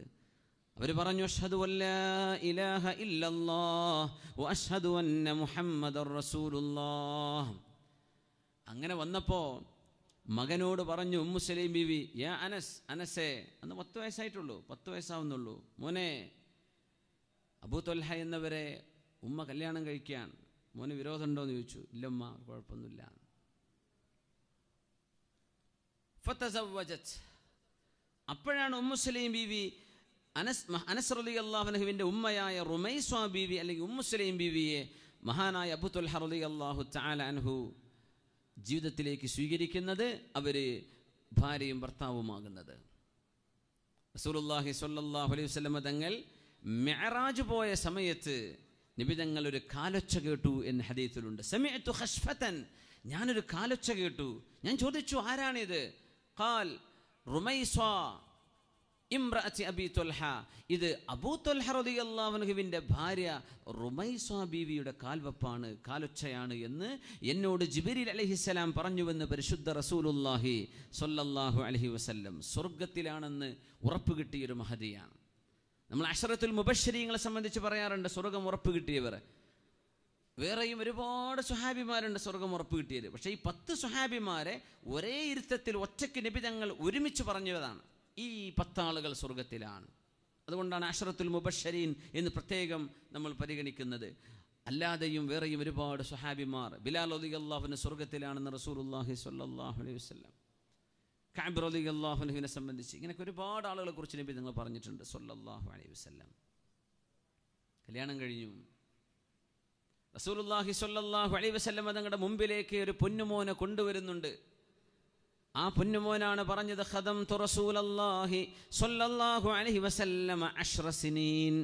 അല്ലാഹുവിൻ്റെ റസൂലിന് ഞാൻ 10 വർഷം സേവനം ചെയ്തിട്ടുണ്ട്. ആ 10 വർഷക്കാലത്തിനിടക്ക് ഞാൻ ചെയ്യേണ്ടിയിരുന്ന ഏതെങ്കിലും ഒരു കാര്യം ചെയ്യാതെ പോയാൽ എന്തുകൊണ്ട് അനസേ നിങ്ങൾ ചെയ്തില്ല എന്നോ, ഞാൻ ചെയ്യാൻ പാടില്ലാതിരുന്നത് ചെയ്തു കഴിഞ്ഞാൽ എന്തുകൊണ്ട് നിങ്ങൾ ചെയ്തുവെന്നോ, ഈ മക്കാരിമുൽ അഖ്ലാഖിന്റെ ഉടമസ്ഥനായ അഷ്റഫുൽ ഖൽഖ് റസൂലുള്ളാഹി സ്വല്ലല്ലാഹു അലൈഹി വസല്ലം തങ്ങൾ എന്നോട് ചോദിച്ചിട്ടേ ഇല്ല. 10 വർഷത്തിനിടക്ക് അങ്ങനെ ഒരു ചോദ്യം ഉണ്ടായിട്ടില്ല. അങ്ങനത്തെ ഒരു മാനേജർ ഉണ്ടാവുമോ? ഒരു സൂപ്പർവൈസർ ഉണ്ടാവുമോ? ഇന്നതിൻ്റെ പ്രശ്നം എന്താ വെച്ചാൽ, സൂപ്പർവൈസറുടെ സ്വഭാവം നന്നായാൽ ജോലിക്കാരുടെ സ്വഭാവം മോശമാവുന്ന ഒരു തോന്നിയ നേരത്ത് വരലും പോക്കും തുടങ്ങുന്നു. അതാണ് വിഷയം. എല്ലാവരും ഈ വിഷയം മനസ്സിലാക്കിയ കാര്യം എളുപ്പമാണ്. അബ്ദുൽ മലിക് ഇബ്നു മർവാനെ സംബന്ധിച്ച് പറയാറുണ്ട്, അദ്ദേഹത്തിൻ്റെ മുമ്പിൽ ഒരു ഗസ്റ്റ് വന്നപ്പോൾ ഒരു അടിമയുണ്ട്, ഒരു കറുത്ത അടിമയുണ്ട്, ഗുലാമുൻ അസ്വദ്. അപ്പോൾ ആ അടിമയാണ് ചായയും വെള്ളമൊക്കെ എടുത്തു കൊടുക്കുക. ഗസ്റ്റ് വന്നപ്പോൾ പറഞ്ഞു, യാ ഗുലാം എന്ന് വിളിച്ചു. അതിനർത്ഥം എന്തോ സെർവ് ചെയ്യണം എന്നാണ്. ഒരു വിളി വിളിച്ചു, ആള് വരുന്നില്ല. രണ്ടാമത് വിളിച്ചു, യാ ഗുലാം, ഒരു റെസ്പോൺസും കാണില്ല, ആളെ പുറത്തപ്പുറത്തിരിക്കുന്നുണ്ട്. മൂന്നാമത് വിളിച്ചു, അങ്ങനെയുണ്ട്. കണ്ണും തിരുമ്മി എഴുന്നേറ്റ് വന്നിട്ടൊരു വർത്തമാനം പറഞ്ഞു, ഏത് നേരവും യാ ഗുലാം യാ ഗുലാം, ഈ ഗുലാമിന് റെസ്റ്റ് എടുക്കൊന്നും വേണ്ടേ, ഈ ഗുലാമിനെന്താ മനുഷ്യനല്ലേ എന്നൊരു വർത്തമാനം പറഞ്ഞപ്പോൾ സദസ്സിൽ വന്ന മുഴുവൻ ആളുകളും തല താഴ്ത്തിന. അന്ന് അങ്ങനെയാണ്. ഖലീഫ മൻസൂറിൻ്റെ കാലത്തൊക്കെ അങ്ങനെ ഉണ്ടെന്ന, എന്തെങ്കിലുമൊക്കെ അരുതാത്തത് പറഞ്ഞാൽ ഉടനെ തല വെട്ടും. അപ്പോൾ ചോര തെറിക്കണ്ടെന്ന് വിചാരിച്ച് തല താഴ്ത്തി വെക്കുന്ന, തലയിൽ തുണി വെച്ചിട്ട്. എന്തേ തല താഴ്ത്തിയത്? നിങ്ങൾ ഇയാളെ തല വെട്ടുന്ന ഞങ്ങൾക്ക് ഉറപ്പായിരുന്നു. ഇദാ സാഅ അഖ്ലാഖുനാ ഹസുന അഖ്ലാഖുൽ ഖദം വഇദാ സാഅ അഖ്ലാഖുനാ ഹസുന അഖ്ലാഖുൽ ഖദം വഇദാ ഹസുന അഖ്ലാഖുനാ സാഅ അഖ്ലാഖുൽ ഖദം ഫമാ കുന്നാ ലിനുസീഅ അഖ്ലാഖനാ ഹത്താ യഹ്സുന അഖ്ലാഖുൽ ഖദം എന്ന വലിയൊരു വാക്ക്, അർത്ഥഗർഭമായൊരു വാക്ക് അദ്ദേഹം പറഞ്ഞു. അതിനർത്ഥം നമ്മുടെ സ്വഭാവം മോശമായാൽ നമ്മുടെ ഈ അടിമകളുടെ സ്വഭാവമൊക്കെ നന്നാവും. നമ്മുടെ സ്വഭാവം നന്നായാൽ ഇവരുടെ സ്വഭാവമൊക്കെ മോശമാവുകയും ചെയ്യും. എന്നാൽ ഇവരുടെ സ്വഭാവം നന്നാവാൻ വേണ്ടി നാം നമ്മുടെ സ്വഭാവം മോശമാക്കുന്നവരല്ല. അങ്ങനത്തെ ഒരു ഹിക്മത്തുള്ള വാക്ക് അദ്ദേഹം പറഞ്ഞു. ഏതായിരുന്നാലും അനസ് റളിയല്ലാഹു അൻഹുവിന് കിട്ടിയത്, അനസ് തങ്ങളുടെ മാസ്റ്റർ, അവരുടെ ഉടമസ്ഥൻ അഷ്റഫുൽ ഖൽഖ് റസൂലുള്ളാഹി തങ്ങളാ സ്വല്ലല്ലാഹു അലൈഹി വസല്ലം. ഈ അനസ് റളിയല്ലാഹു അൻഹുവിനെ എങ്ങനെയാണ് ഉമ്മു സലീം ബീവി മക്കയിലെ മുസ്ലിമായ മഹദിയാണ്, മക്കയിലെ മുസ്ലിമത്താണ്, ഹിജ്റ ചെയ്തു വന്നവരാണ്. അവർ അനസ് റളിയല്ലാഹു അൻഹു കിട്ടിയപ്പോഴേ ഇസ്ലാമിനെ സംബന്ധിച്ച് അറിഞ്ഞിട്ടുണ്ട്. പാല് കൊടുക്കുമ്പോഴും താരാട്ടുപാടി ഉറക്കുമ്പോഴും ഷഹാദത്ത് കലിമ ഇങ്ങനെ ചൊല്ലിക്കൊടുക്കും. ലാ ഇലാഹ ഇല്ലല്ലാഹ് മുഹമ്മദുർ റസൂലുള്ളാഹ്, ലാ ഇലാഹ ഇല്ലല്ലാഹ് മുഹമ്മദുർ റസൂലുള്ളാഹ്. ഇതേ പാട്ട് പാടി കൊടുക്കുക. താരാട്ട് അങ്ങനെയാണ് പാടിയത്. അപ്പോൾ ചെറിയ കുട്ടിയാണ്. ആ കുഞ്ഞ് വളർന്ന് സംസാരിക്കുന്ന പ്രായമായപ്പോഴേക്കും, 1 വയസ്സ് തികയാറായപ്പോഴേക്കും, ഫകാന അവ്വല മാ തകല്ലമ ബിഹി അനസുൻ ലാ ഇലാഹ ഇല്ലല്ലാഹ് മുഹമ്മദുർ റസൂലുള്ളാഹ്. ഈ അനസ് റളിയല്ലാഹു അൻഹു സംസാരിച്ചു തുടങ്ങിയപ്പോൾ ആദ്യം പറഞ്ഞ വർത്തമാനം ലാ ഇലാഹ ഇല്ലല്ലയും മുഹമ്മദുർ റസൂലുള്ളയുമാണ്. ആദ്യം പറഞ്ഞ വാക്കിതാണ്. ഇത് ഈ ഉമ്മ പറഞ്ഞ് ചെറുപ്പത്തിലെ ആദ്യം കുഞ്ഞ് പറയുന്നത്, സംസാരിക്കുന്ന വാക്കുകൾ പറഞ്ഞു തുടങ്ങിയപ്പോൾ ആദ്യം പറഞ്ഞത് ഈ ഷഹാദത്തിൻ്റെ വാക്കുകളാണ്. അതുകൊണ്ടായിരിക്കണം ആ കുഞ്ഞിന് അള്ളാഹുവിൻ്റെ റസൂലിൻ്റെ വീട്ടിൽ സ്വല്ലല്ലാഹു അലൈഹി വസല്ലം അവിടുത്തെ വീട്ടിൽ വളരാനുള്ള അവസരമുണ്ടായത്. അനസ് റളിയല്ലാഹു അൻഹുവിൻ്റെ ഉമ്മു സുലൈം ബിബി റളിയല്ലാഹു അൻഹ അവര് നബി തങ്ങൾ മദീനത്തേക്ക് വന്നപ്പോൾ നബി തങ്ങളുടെ അരികത്തേക്ക് വന്നിട്ട് പറഞ്ഞു, യാ റസൂലല്ലാഹ്, അള്ളാഹുവിൻ്റെ റസൂലെ, അങ്ങയുടെ വീട്ടിലേക്ക് വരുമ്പോൾ അങ്ങക്ക് എന്തെങ്കിലും ഒരു സമ്മാനം കൊണ്ടുവരണം. എനിക്കറിയാം, എല്ലാവരും അങ്ങേക്ക് തന്നു, ചിലരൊക്കെ പാട്ടുപാടി അങ്ങേക്ക് വേണ്ടി. ത്വലഅൽ ബദ്റു അലൈന മിൻ സനിയാത്തിൽ വദാഇ, ഇതൊക്കെ പാടിത്തന്നില്ലേ. എന്നാൽ നബിയെ, എനിക്ക് തരാനുള്ളത് എൻ്റെ ഈ മോനെയാണ്.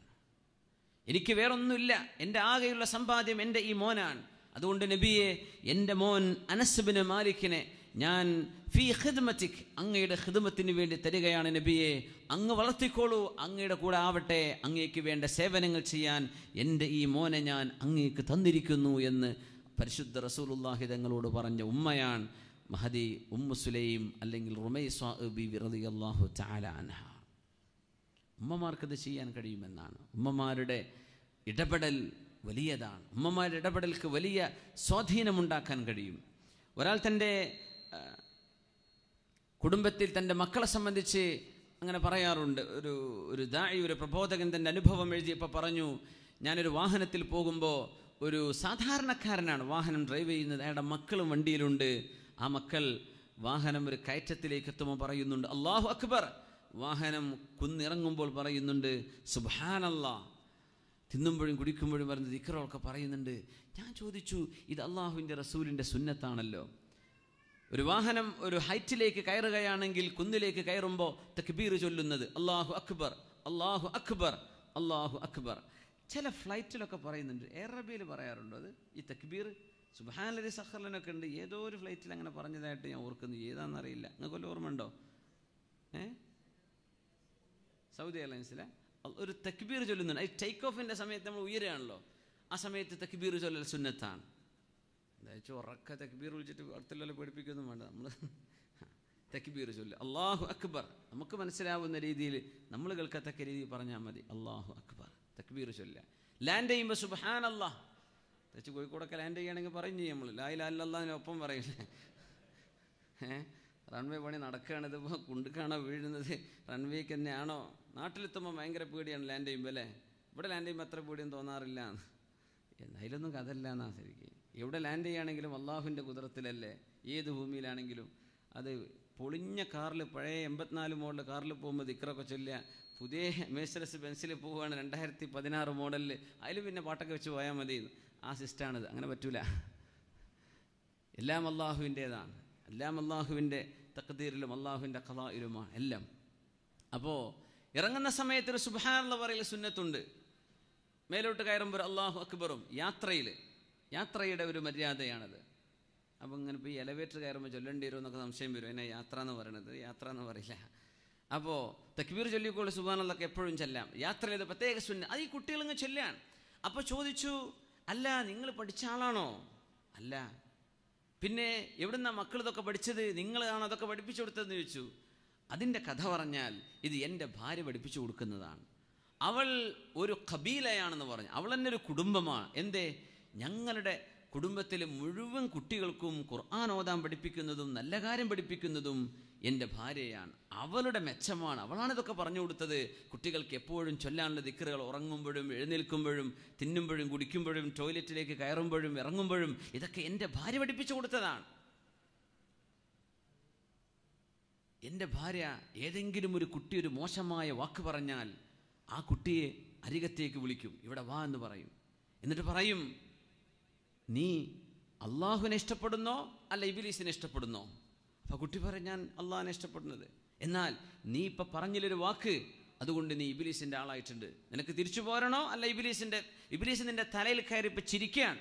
നിനക്ക് അള്ളാഹുവിനെ തൃപ്തിപ്പെടുത്തണോ അല്ല ഇബ്ലീസിനെ തൃപ്തിപ്പെടുത്തണോ? അള്ളാഹിനെ തൃപ്തിപ്പെടുത്തണം. എന്ന ഖിബിലയിലേക്ക് തിരിഞ്ഞു നിൽക്ക്. 100 പ്രാവശ്യം വരെ അസ്തഗ്ഫിറുല്ലാഹൽ അലീം. അപ്പോൾ നിനക്ക് അള്ളാഹുവിൻ്റെ പൊരുത്തം കിട്ടും. ഉമ്മ ആയോ? ഇല്ല, 50 കൂടെ ബാക്കിയുണ്ട്. ചെല്ലാൻ തുടങ്ങും. ആയോ, ഒരു 13 കൂടെ ബാക്കിയുണ്ട്. ഇപ്പം ആയി. ഇനി അള്ളാഹുവിനെ സന്തോഷിപ്പിക്കാവൂ, ഇബ്ലീസിനെ സന്തോഷിപ്പിക്കരുത്. ആ കുട്ടി പിന്നെ അങ്ങ് മാറുകയാണ്. ഇത്രയേ വേണ്ടൂ. അവിടെ നമ്മൾ 2 അടി കൊടുത്താൽ ആ കുട്ടിക്ക് പിന്നെ ഉമ്മയോട് ദേഷ്യം തോന്നി തുടങ്ങും. എന്തിനാ ഇപ്പോൾ ഉമ്മനെ അടിച്ചത് കുട്ടിക്ക് അറിയില്ല. കുട്ടിക്ക് പറഞ്ഞു കൊടുക്കാൻ, നീ പറഞ്ഞ വാക്ക് ഇബ്ലീസിനെ ഇഷ്ടപ്പെടുന്ന വാക്കാണ്, അള്ളാഹുവിനെ അല്ല. നിനക്ക് അള്ളാഹുവിനെ വേണോ ഇബ്ലീസിനെ വേണോ? എനിക്ക് അള്ളാഹുവിനെ മതി. എന്നാ നീ ഇങ്ങനെ ചെയ്യേ. അങ്ങനെ കുട്ടികളുടെ മനസ്സിലേക്ക് ഇറങ്ങിച്ചെന്നവർക്ക് ദീൻ പഠിപ്പിച്ചു കൊടുക്കുന്ന എൻ്റെ വീട്ടിലിരിക്കുന്ന എൻ്റെ ഭാര്യയാണ് എൻ്റെ കുഞ്ഞുങ്ങൾ ഇങ്ങനെ നന്നാവാൻ കാരണമെന്ന് ആ സഹോദരൻ ആ വലിയൊരു ആലിമിനോട് പറഞ്ഞത് ഞാൻ വായിച്ചു തോർക്കുന്നു. അള്ളാഹു സുബ്ഹാനഹു വ തആല നമ്മുടെ വീടുകളിലൊക്കെ അങ്ങനത്തെ ഒരു ഉസ്വത്തുൻ ഹസന, നല്ല മാതൃകകൾ അള്ളാഹു ഉണ്ടാക്കി തരട്ടെ. ആമീൻ യാ റബ്ബൽ ആലമീൻ. നല്ലൊരു വാപ്പയാവാൻ കഴിയണം. നമ്മുടെയൊക്കെ പരിസര പ്രദേശങ്ങളിലുള്ള ഒരു മുസ്ലിം രാജ്യത്ത് സ്കൂളിലേക്ക് പോകുന്ന 10ാം ക്ലാസ് സ്കൂളിലേക്ക് പോകുന്ന ഒരു മോൻ സ്കൂളിലേക്ക് പോയാലും വന്നാലും വാപ്പ ചോദിക്കുന്നുണ്ട്, എപ്പോഴാണ് വന്നത്, എന്തൊക്കെ പഠിച്ചു സ്കൂളിൽ, ഇതൊക്കെ ചോദിക്കും. വേറൊന്നും ചോദിക്കാറില്ല. അത് വാപ്പാക്ക് നിർബന്ധമാണ്. മഗ്രിബിൻ്റെ നേരത്ത് കുട്ടി കളിച്ചുകൊണ്ടിരിക്കുകയാണ്, കളി നിർത്തി നിസ്കരിക്കാൻ വേണ്ടി വന്നിട്ടില്ല. അപ്പോൾ വാപ്പ പറയും, സാരല്ല, ശരിയായിക്കോളും. ളുഹറില്ല, അസറില്ല, മഗ്രിബില്ല, ഇശാ ഇല്ല, സുബ്ഹില്ല, ആരെങ്കിലും സൂചിപ്പിച്ച വാപ്പ പറയും, ഒപ്പം കുട്ടിയല്ലേ, നന്നായിക്കോളും എന്ന് പറയും. നന്നായിക്കോളും. ഇങ്ങനെ പറഞ്ഞ് ആ കുട്ടി +2 കഴിഞ്ഞ് കോളേജിലേക്ക് പോകാൻ സമയമായപ്പോൾ സ്വാഭാവികമായും മോശപ്പെട്ട കൂട്ടുകാരൊക്കെ പരിചയപ്പെട്ടു തുടങ്ങി. മയക്കുമരുന്നിന് അഡിക്റ്റായി കഴിഞ്ഞു. 50 റിയാൽ തൻ്റെ പിതാവിൻ്റെ കയ്യിൽ നിന്ന് വാങ്ങിക്കും. അത് തികയാതെ വരുമ്പോൾ ഉമ്മയിൽ നിന്ന് 50 വാങ്ങാൻ തുടങ്ങി. പെങ്ങളിൽ നിന്ന് പലതും സ്റ്റീൽ ചെയ്യാൻ തുടങ്ങി. അങ്ങനെ മോഷണം ശീലമായി തുടങ്ങി.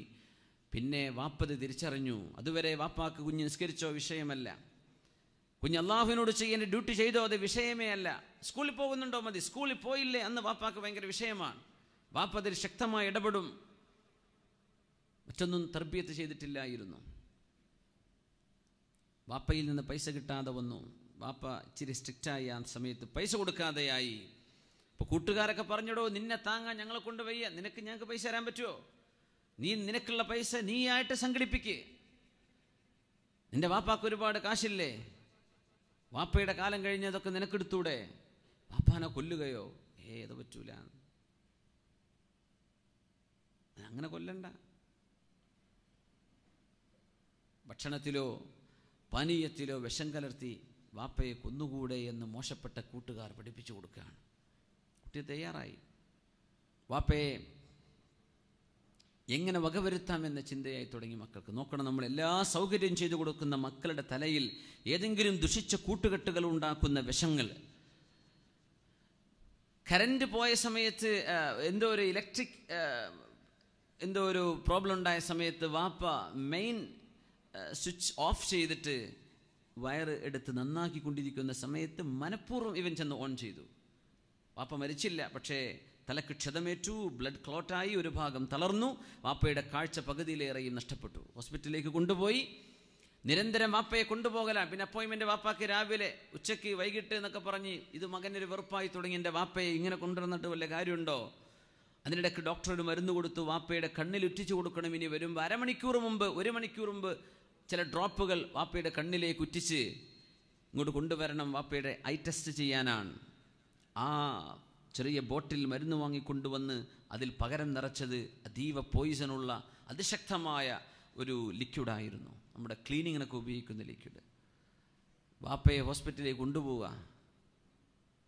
കാറിൽ ഒരു സിഗ്നൽ എത്തിയപ്പോൾ പറഞ്ഞു, വാപ്പ പിന്നെ ഒരു കാര്യം ഞാൻ മറന്നുപോയേ, നിങ്ങളുടെ കണ്ണിൽ മരുന്നുറ്റിക്കാൻ വേണ്ടി പറഞ്ഞിട്ട് ഡോക്ടർ, സമയം കിട്ടിയില്ലല്ലോ, നമ്മൾ വീട്ടിൽ നിന്ന് തിരക്കിൽ ഇറങ്ങിയപ്പോൾ, അതുകൊണ്ട് വാപ്പ ഒന്ന് കിടന്നാൽ ഞാൻ കണ്ണിൽ ഉറ്റിച്ച് തരാം. 2 കണ്ണുകളും ഉറ്റിച്ച് കഴിഞ്ഞാൽ ശരീരത്തിൻ്റെ എല്ലുവരെ തുളച്ചിറങ്ങുന്ന ലായനിയാണത്.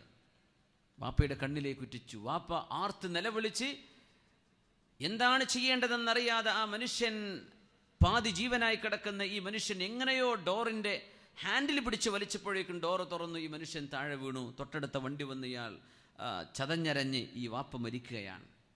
ആ ഒരു ആക്സിഡൻറ്റിൽ പോലീസ് ഇൻവെസ്റ്റിഗേഷൻ നടത്തിയപ്പോഴാണ് സ്വന്തം വാപ്പയ്ക്ക് ഇത് സംഭവിച്ചത്. സ്വന്തം വാപ്പയെ കൊന്നുകളയാനുള്ള മകൻ്റെ ശ്രമമായിരുന്നു ഇതെന്ന് ഈ 18 വയസ്സുള്ള മകൻ വാപ്പയുടെ പോലീസിൻ്റെ ചോദ്യത്തിന് മുമ്പിൽ മറുപടി പറഞ്ഞപ്പോഴാണ് ഈ വലിയൊരു സംഭവം പുറം ലോകം അറിയുന്നത്. സുബ്ഹാനല്ലാഹ്. വാപ്പ മക്കൾക്ക് ഭക്ഷണം കൊടുക്കാതിരുന്നാൽ നമ്മൾ പറഞ്ഞേക്കും വല്ലാത്തൊരു മോശപ്പെട്ട ആളാണ്, ആ മക്കൾക്ക് ഭക്ഷണം ഇയാൾ കൊടുത്തില്ലല്ലോ. മക്കൾക്ക് നിസ്കാരമോ അള്ളാഹുവിനെ സംബന്ധിച്ചുള്ള ബോധമോ സംസ്കാരമോ നല്ല വാക്കുകളോ ഇല്ലെങ്കിൽ അത്ര ഗൗരവത്തിൽ മനുഷ്യന്മാർ എടുക്കാറില്ല. ഏതാണ് ഇവിടെ പ്രാധാന്യമുള്ളത്? മക്കൾ പട്ടിണിടന്ന് മരിച്ചു എന്ന് വിചാരിക്കുക, അള്ളാഹുവിൽ നിന്ന് കൂലി കിട്ടിയേക്കും. അവർ അച്ചടക്കമുള്ള നല്ല മക്കളായി ജീവിച്ചു കഴിഞ്ഞാൽ. ഇവിടെയാണ് തർബിയത്തിന്റെ പ്രാധാന്യം. റസൂലുള്ളാഹി സ്വല്ലല്ലാഹു അലൈഹി വസല്ലം തങ്ങൾ കുല്ലുക്കും റാഇൻ വകുല്ലുക്കും മസ്ഊലുൻ അൻ റഇയതിഹി, നിങ്ങൾ ഓരോരുത്തരും ഭരണാധികാരികളാണ്. ഭരണാധികാരം എന്ന് പറയുമ്പോൾ കിട്ടാനുള്ള ആവേശം എത്രയാണ്? നമ്മുടെ നാട്ടിലൊക്കെ മത്സരാർത്ഥികളുടെ ടെൻഷൻ ഇപ്പം എത്രയായിരിക്കും? ഏതെങ്കിലും ഒരാൾ ജയിക്കും, ഒരാൾ തോൽക്കുന്ന ഉറപ്പല്ലേ? ഒരാൾ ജയിക്കും, ബാക്കിയൊക്കെ തോൽക്കും, ഉറപ്പ് തന്നെയാണ്. ഇതിൻ്റെ പേരിൽ അനുഭവിക്കുന്ന ടെൻഷൻ എത്രയാണ്? കിട്ടുമോ കിട്ടൂലേ, ജയിക്കുമെങ്കിൽ ഭൂരിപക്ഷം എത്ര? കിട്ടാനുള്ള അധികാരം, കിട്ടാനുള്ള ആവേശമാണത്. പിതാവ് ഒരു കുഞ്ഞ് ജനിക്കുന്നതോടുകൂടെ പിതാവിന് അല്ലാഹു അധികാരം നൽകിയിരിക്കുന്നു. വിവാഹം ചെയ്യുന്നതോടുകൂടെ ഭർത്താവിന് അല്ലാഹു അധികാരം നൽകിയിരിക്കുകയാണ്. ഭാര്യയാവുന്നതോടുകൂടെ ഒരു വീടിന്റെ അധികാരം ഒരു പെണ്ണിന്റെ കയ്യിലേക്ക് അല്ലാഹു നൽകിയിരിക്കുകയാണ്. ലൈഫ് ലോങ്, 5 കൊല്ലം കഴിഞ്ഞാൽ പോകില്ല. അത് ലൈഫ് ലോങ് റെസ്പോൺസിബിലിറ്റിയാണ്. കുല്ലുക്കും റാഇൻ, everyone is responsible, everyone is a ruler. وَكُلُّكُمْ مَسْئُولٌ عَنْ رَعِيَّتِهِ, should be questioned about his subjects. അവരുടെ പ്രജകളെ സംബന്ധിച്ച് ഓരോരുത്തരോടും ചോദ്യം ചെയ്യപ്പെടുകയും ചെയ്യും. അപ്പോൾ ഈ ഒരു വിഷയം വളരെ ഗൗരവത്തിലാണ് നബി സല്ലല്ലാഹു അലൈഹി വസല്ലം തങ്ങൾ നമ്മെ പഠിപ്പിക്കുന്നത്. തങ്ങളുടെ വീട്ടിലാണ് അനസ് റളിയല്ലാഹു അൻഹു വളരുന്നത്. എങ്ങനത്തെ മോൻ, വായ കൊണ്ട് സംസാരിക്കാൻ പ്രായമാകുമ്പോഴേക്കും ഫകാന അവ്വല മാ തകല്ലമ ബിഹി അനസുൻ ലാ ഇലാഹ ഇല്ലല്ലാഹ് മുഹമ്മദുർ റസൂലുള്ളാഹ് സ്വല്ലല്ലാഹു അലൈഹി വസല്ലം. അങ്ങനെ ഒരു കുഞ്ഞിൻ്റെ നാവിലൂടെ ഏറ്റവും ആദ്യം അള്ളാഹുവിൻ്റെ നാമവും തിരുനബിയുടെ നാമവും ചൊല്ലിപ്പിച്ച് പഠിപ്പിച്ച ഭാര്യയാണ് ഉമ്മു സുലൈം റളിയല്ലാഹു തആല അൻഹ. അതുമാത്രമല്ല ആ മഹദിയുടെ പ്രത്യേകത, ഏറ്റവും നല്ല ഭാര്യയാവാൻ അവർക്ക് സാധിച്ചു. നല്ല മോനാണ്, നല്ല മക്കളെ നന്നായി പഠിപ്പിച്ചു, വളർത്തിയെടുത്തു. അതോടൊപ്പം സ്വന്തം ഭർത്താവിനോടുള്ള ഉത്തരവാദിത്വം നിർവഹിക്കാൻ ഒട്ടും പിന്നോട്ടായിരുന്നില്ല മഹദി ഉമ്മു സുലൈം റളിയല്ലാഹു അൻഹ. അവർക്കൊരു പൊന്നുമോനുണ്ട്. ഉമ്മു സുലൈം ബീവിക്ക്, അതായത് അനസ് റളിയല്ലാഹുവിന്റെ ഉമ്മാക്ക്, ഈ പുതിയ അപ്ലയായ അബൂ തൽഹ റളിയല്ലാഹു അൻഹുവിൽ നിന്ന് ജനിച്ചൊരു മോനുണ്ട്. അബൂ ഉമൈർ എന്നാണ് പേര്. അബൂ ഉമൈർ എന്ന് പറയുന്നൊരു മോനുണ്ട്, അനസ് റളിയല്ലാഹു അൻഹുവിന്റെ അനുജൻ. പക്ഷേ ഉമ്മയിൽ നിന്ന് വാപ്പ വേറെയാണ്. ആ കുട്ടിക്ക് ചെറിയൊരു പക്ഷി ഉണ്ടായിരുന്നു, ചെറിയൊരു പെറ്റ്സ്. ആ പക്ഷിയെ എങ്ങനെ കളിപ്പിക്കും. അപ്പോൾ അഷ്റഫുൽ ഖൽഖ് സ്വല്ലല്ലാഹു അലൈഹി വസല്ലം തങ്ങൾ അരികത്തുകൂടെ പോകുമ്പോൾ തങ്ങൾ ചോദിക്കും, യാ അബാ ഉമൈർ മാ ഫഅല നുഗൈർ, അബൂ ഉമൈറെ, എന്താ നിങ്ങളുടെ നുഗൈറിന്റെ വിശേഷം എന്താ, പക്ഷിയുടെ വിശേഷം എന്താണ്? കുട്ടികൾക്ക് ചെറിയ പെറ്റുകളൊക്കെ ഉണ്ടെങ്കിൽ ആ കുട്ടികളുടെ ജീവൻ അതായിരിക്കും. അവർക്ക് വാപ്പാക്ക് സുഖമാണോ ചോദിക്കണം കിടന്നല്ല, എൻ്റെ പൂച്ചക്കുട്ടിക്ക് സുഖമുണ്ടോ എന്ന് ചോദിക്കലായിരിക്കും. അപ്പോൾ കുട്ടികൾക്ക് അവരുടെ ആ ഒരു ടോയുമായുള്ള ആ രീതിയിലുള്ള അവരുടെ ഇടപെടൽ അങ്ങനെയാണ്. അപ്പോൾ ഞങ്ങൾ ചോദിക്കുകയാണ്, മാ ഫഅല നുഗൈർ, അതും വലിയൊരു സംഭവമാണ്. നബി ഞങ്ങൾക്ക് എന്തെല്ലാം ടെൻഷനുണ്ട്, നബി ഞങ്ങൾക്ക് എന്തെല്ലാം ഉത്തരവാദിത്തമുണ്ട് സ്വല്ലല്ലാഹു അലൈഹി വസല്ലം. അതിനിടയ്ക്ക് കുട്ടികളോട് കുശലം പറയാൻ സമയം കണ്ടെത്തുകയാണ്. നമ്മളൊക്കെ ജോലി തിരക്ക്,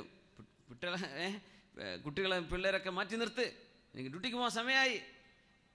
ജോലിക്ക് പോകുമ്പോൾ നേരത്തെ ഏതായാലും നോക്കാൻ പറ്റില്ല കുട്ടികളെ. ഇനി കഴിഞ്ഞ് വരുമ്പോഴോ, ഞാൻ ഡ്യൂട്ടി കഴിഞ്ഞ് കുഴങ്ങി വരിക, മാറി നിൽക്കുക, എപ്പോഴപ്പോൾ നേരം. അപ്പോൾ അതിനെക്കാണൊക്കെ നല്ല നാട്ടിൽ കൊണ്ടാക്കലാണെന്ന് ചിലർ അങ്ങനെ ചിന്തിക്കുന്നവരുണ്ടാവും. ഇവിടെ നിന്നിട്ടും കാണാനും ഒന്ന് കൂടിയിരിക്കാനും സമയമില്ലെങ്കിൽ പിന്നെ എന്താണ് കാര്യം എന്നൊക്കെ. നമ്മുടെ ഈ ജോലി തിരക്കിനിടയിൽ പ്രത്യേകിച്ച് കച്ചവടക്കാർ, അവരിപ്പോൾ ഈ നേരത്തെ കച്ചവട തിരക്കിലാക്കാറ്. അപ്പോൾ ഓരോ പറ്റി ഇപ്പോൾ പറഞ്ഞിട്ട് കാര്യമില്ല, ഓരോ കിട്ടണത് പറയാൻ.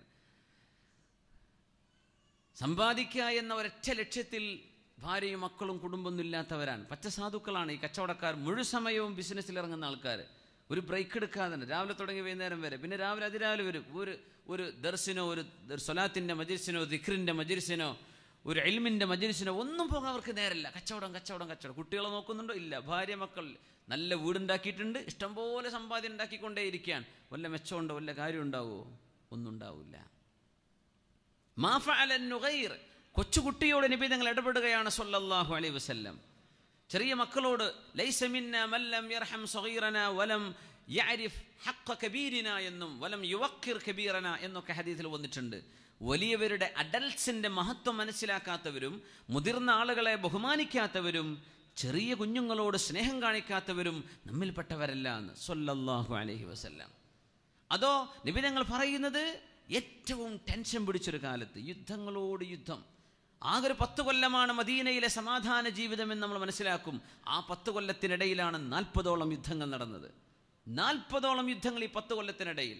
ആദ്യത്തെ 13 കൊല്ലം മക്കയിലാണെങ്കിലോ നിരന്തരമായ അക്രമങ്ങൾക്ക് വിധേയരാവുക, തിരിച്ചടിക്കാൻ പോലും പാടില്ല. അള്ളാഹുവിൻ്റെ തീരുമാനം അതായിരുന്നു, കുഫു ഐദീകും വഅഖീമുസ് സ്വലാ, ആത്മസംയമനം പാലിക്കുക, നിസ്കാരം നിലനിർത്തുക. ഇതാണ് മക്കയിൽ, തിരിച്ചടിക്കാൻ പാടില്ല. മദീനയിലെത്തിയപ്പോഴാണ് തിരിച്ചടിക്കാനുള്ള അവസരം കൊടുക്കുന്നത്. നിങ്ങൾക്ക് തിരിച്ചടിക്കാം, പക്ഷേ ആ സമയത്ത് പോലും 10 കൊല്ലത്തിനിടക്ക് ചെറുതും വലുതുമായ യുദ്ധങ്ങളും സന്ധികളുമായി 40ഓളം റസൂലുള്ളാഹി സ്വല്ലല്ലാഹു അലൈഹി വസല്ലം സഹിക്കുകയാണ്. സുബ്ഹാനല്ലാഹ്. അതിനിടയിലാണ് മദീനയുടെ കൊച്ചു തെരുവുകളിൽ കളിക്കുന്ന കുഞ്ഞുങ്ങളോട് മുത്തുനബി സ്വല്ലല്ലാഹു അലൈഹി വസല്ലം ചോദിക്കുന്നത്, യാ അബാ ഉമൈർ മാ ഫഅലൻ നുഗൈർ, അബൂ ഉമൈറേ എന്തുണ്ട് നിന്റെ പക്ഷിയുടെ വിശേഷം എന്ന് ചോദിക്കുകയാണ്. യനസ് റളിയല്ലാഹു അൻഹുവിൻ്റെ ഉമ്മയുടെ വേറൊരു ചരിത്രമുണ്ട്. റളിയല്ലാഹു തആല അൻഹ, റസൂലുള്ളാഹി സ്വല്ലല്ലാഹു അലൈഹി വസല്ലം അവരുടെ നബിതങ്ങളുടെ സുഹൃത്താണ്, നബിതങ്ങളുടെ സുഹാബിയാണ് അബൂ ത്വൽഹ റളിയല്ലാഹു അൻഹു. അതുകൊണ്ട് നബിതങ്ങൾ അവിടെ എപ്പോഴെങ്കിലുമൊക്കെ വിശ്രമിക്കാൻ ചെല്ലാറുണ്ട് സ്വല്ലല്ലാഹു അലൈഹി വസല്ലം. അപ്പം തങ്ങളുടെ ശരീരത്തിൽ നല്ല സുഗന്ധമാണ്, തങ്ങളുടെ വിയർപ്പ് നല്ല സുഗന്ധമാണ്, നല്ല സുഗന്ധമായിരുന്നു സ്വല്ലല്ലാഹു അലൈഹി വസല്ലം. അങ്ങനെ നബിതങ്ങൾ കിടക്കുമ്പോൾ ആ വിയർപ്പ് കിട്ടാൻ വേണ്ടി തങ്ങൾ കാന കസീറൽ അറഖ്, നബിതങ്ങൾക്ക് ധാരാളം വിയർപ്പുണ്ടാകുമായിരുന്നു സ്വല്ലല്ലാഹു അലൈഹി വസല്ലം. പക്ഷെ അത് സുഗന്ധമാണ്. തങ്ങൾക്ക് വിയർത്ത് കഴിഞ്ഞാൽ തങ്ങൾ വരുന്നത് ഒരു മൈലപ്പുറത്ത് അറിയാൻ പറ്റും, തങ്ങൾ വരുന്നുണ്ട്, സുഗന്ധം വരുന്നുവല്ലോ. അത് നബിതങ്ങളുടെ പ്രത്യേകതയായിരുന്നു സ്വല്ലല്ലാഹു അലൈഹി വസല്ലം. ആ കിടക്കുന്ന കട്ടിലിൽ ഒരു തോൽ വെച്ചിരുന്നു, കിടക്കാനുള്ള ഒരു തോൽ. ഉമ്മു സുലൈം ബിവി റളിയല്ലാഹു അൻഹ, എന്തിനാ ഇത്? മുത്തുനബി സ്വല്ലല്ലാഹു അലൈഹി വസല്ലം വന്ന് കിടക്കുമ്പോൾ നബിതങ്ങളുടെ വിയർപ്പാകുമ്പോൾ ആ വിയർപ്പിൻ്റെ അംശം വറ്റിപ്പോവാതിരിക്കാൻ അത് വടിച്ചെടുത്ത് നബിതങ്ങൾ ഉറങ്ങുന്ന സമയത്ത് റസൂലുള്ളാഹി തങ്ങളുടെ ശരീരത്തിൽ നിന്ന് വരുന്ന വിയർപ്പ് വടിച്ചെടുത്തൊരു കുപ്പിയിലേക്ക് ആക്കുന്നത് നബിതങ്ങൾ പിന്നീട് അറിഞ്ഞു. Ummu Sulaim എന്തിനാണിത്?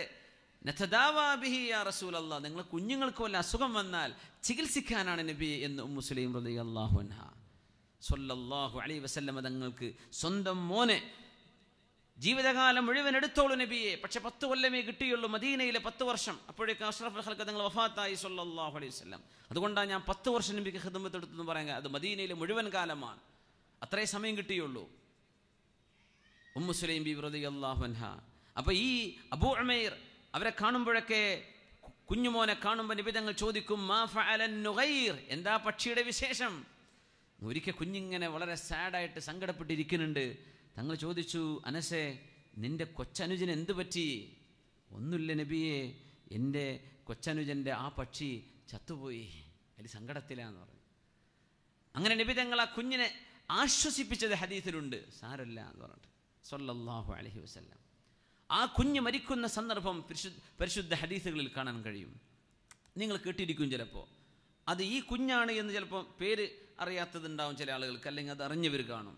ഈ അബൂ ഉമൈർ എന്ന് പറയുന്ന കുഞ്ഞ് മരിച്ചപ്പോഴാണ് ഉമ്മു സുലൈം റളിയല്ലാഹു തആല അൻഹ പറഞ്ഞത്, തൻ്റെ വീട്ടുകാരോടും അയൽവാസികളോടൊക്കെ പറഞ്ഞത്, പിന്നെ എൻ്റെ കുഞ്ഞ് മരിച്ച വിവരം നിങ്ങളാരും എൻ്റെ ഭർത്താവിനോട് പറയണ്ട, അത് ഞാൻ പറഞ്ഞോളൂ, നിങ്ങളാരും പറയണ്ട, അത് നിങ്ങൾ ഔട്ട് ചെയ്യണ്ട. കുഞ്ഞിനെ കഫംപുടയിൽ പൊതിഞ്ഞു വെച്ച് റൂമിൻ്റെ മൂലയിൽ വെച്ച് റളിയല്ലാഹു തആല രാത്രിയാണ്. നബി തങ്ങളുടെ ഒരു ആവശ്യത്തിന് പോയതാ അബൂ ത്വൽഹ റളിയല്ലാഹു തആല അൻഹു. തിരിച്ചു പോകുമ്പോൾ കുഞ്ഞിന് ശ്വാസതടസ്സമുണ്ട്. തിരിച്ചു വന്നപ്പോൾ ചോദിച്ചു, മോൻ്റെ വിശേഷം എന്താണ്? അഹ്ദഉ വഅസ്കനു മിമ്മാ കാൻ, മുമ്പത്തേതിനേക്കാളും വളരെ ശാന്തനാണെന്ന് പറഞ്ഞു. കുഞ്ഞ് മരിച്ചു എന്നാണ് ബീവി ഉദ്ദേശിച്ചത്. പക്ഷേ കയറി വരുന്ന ഭർത്താവിനോട് ഇത് പറഞ്ഞില്ല എന്നതാണ് അത്ഭുതം.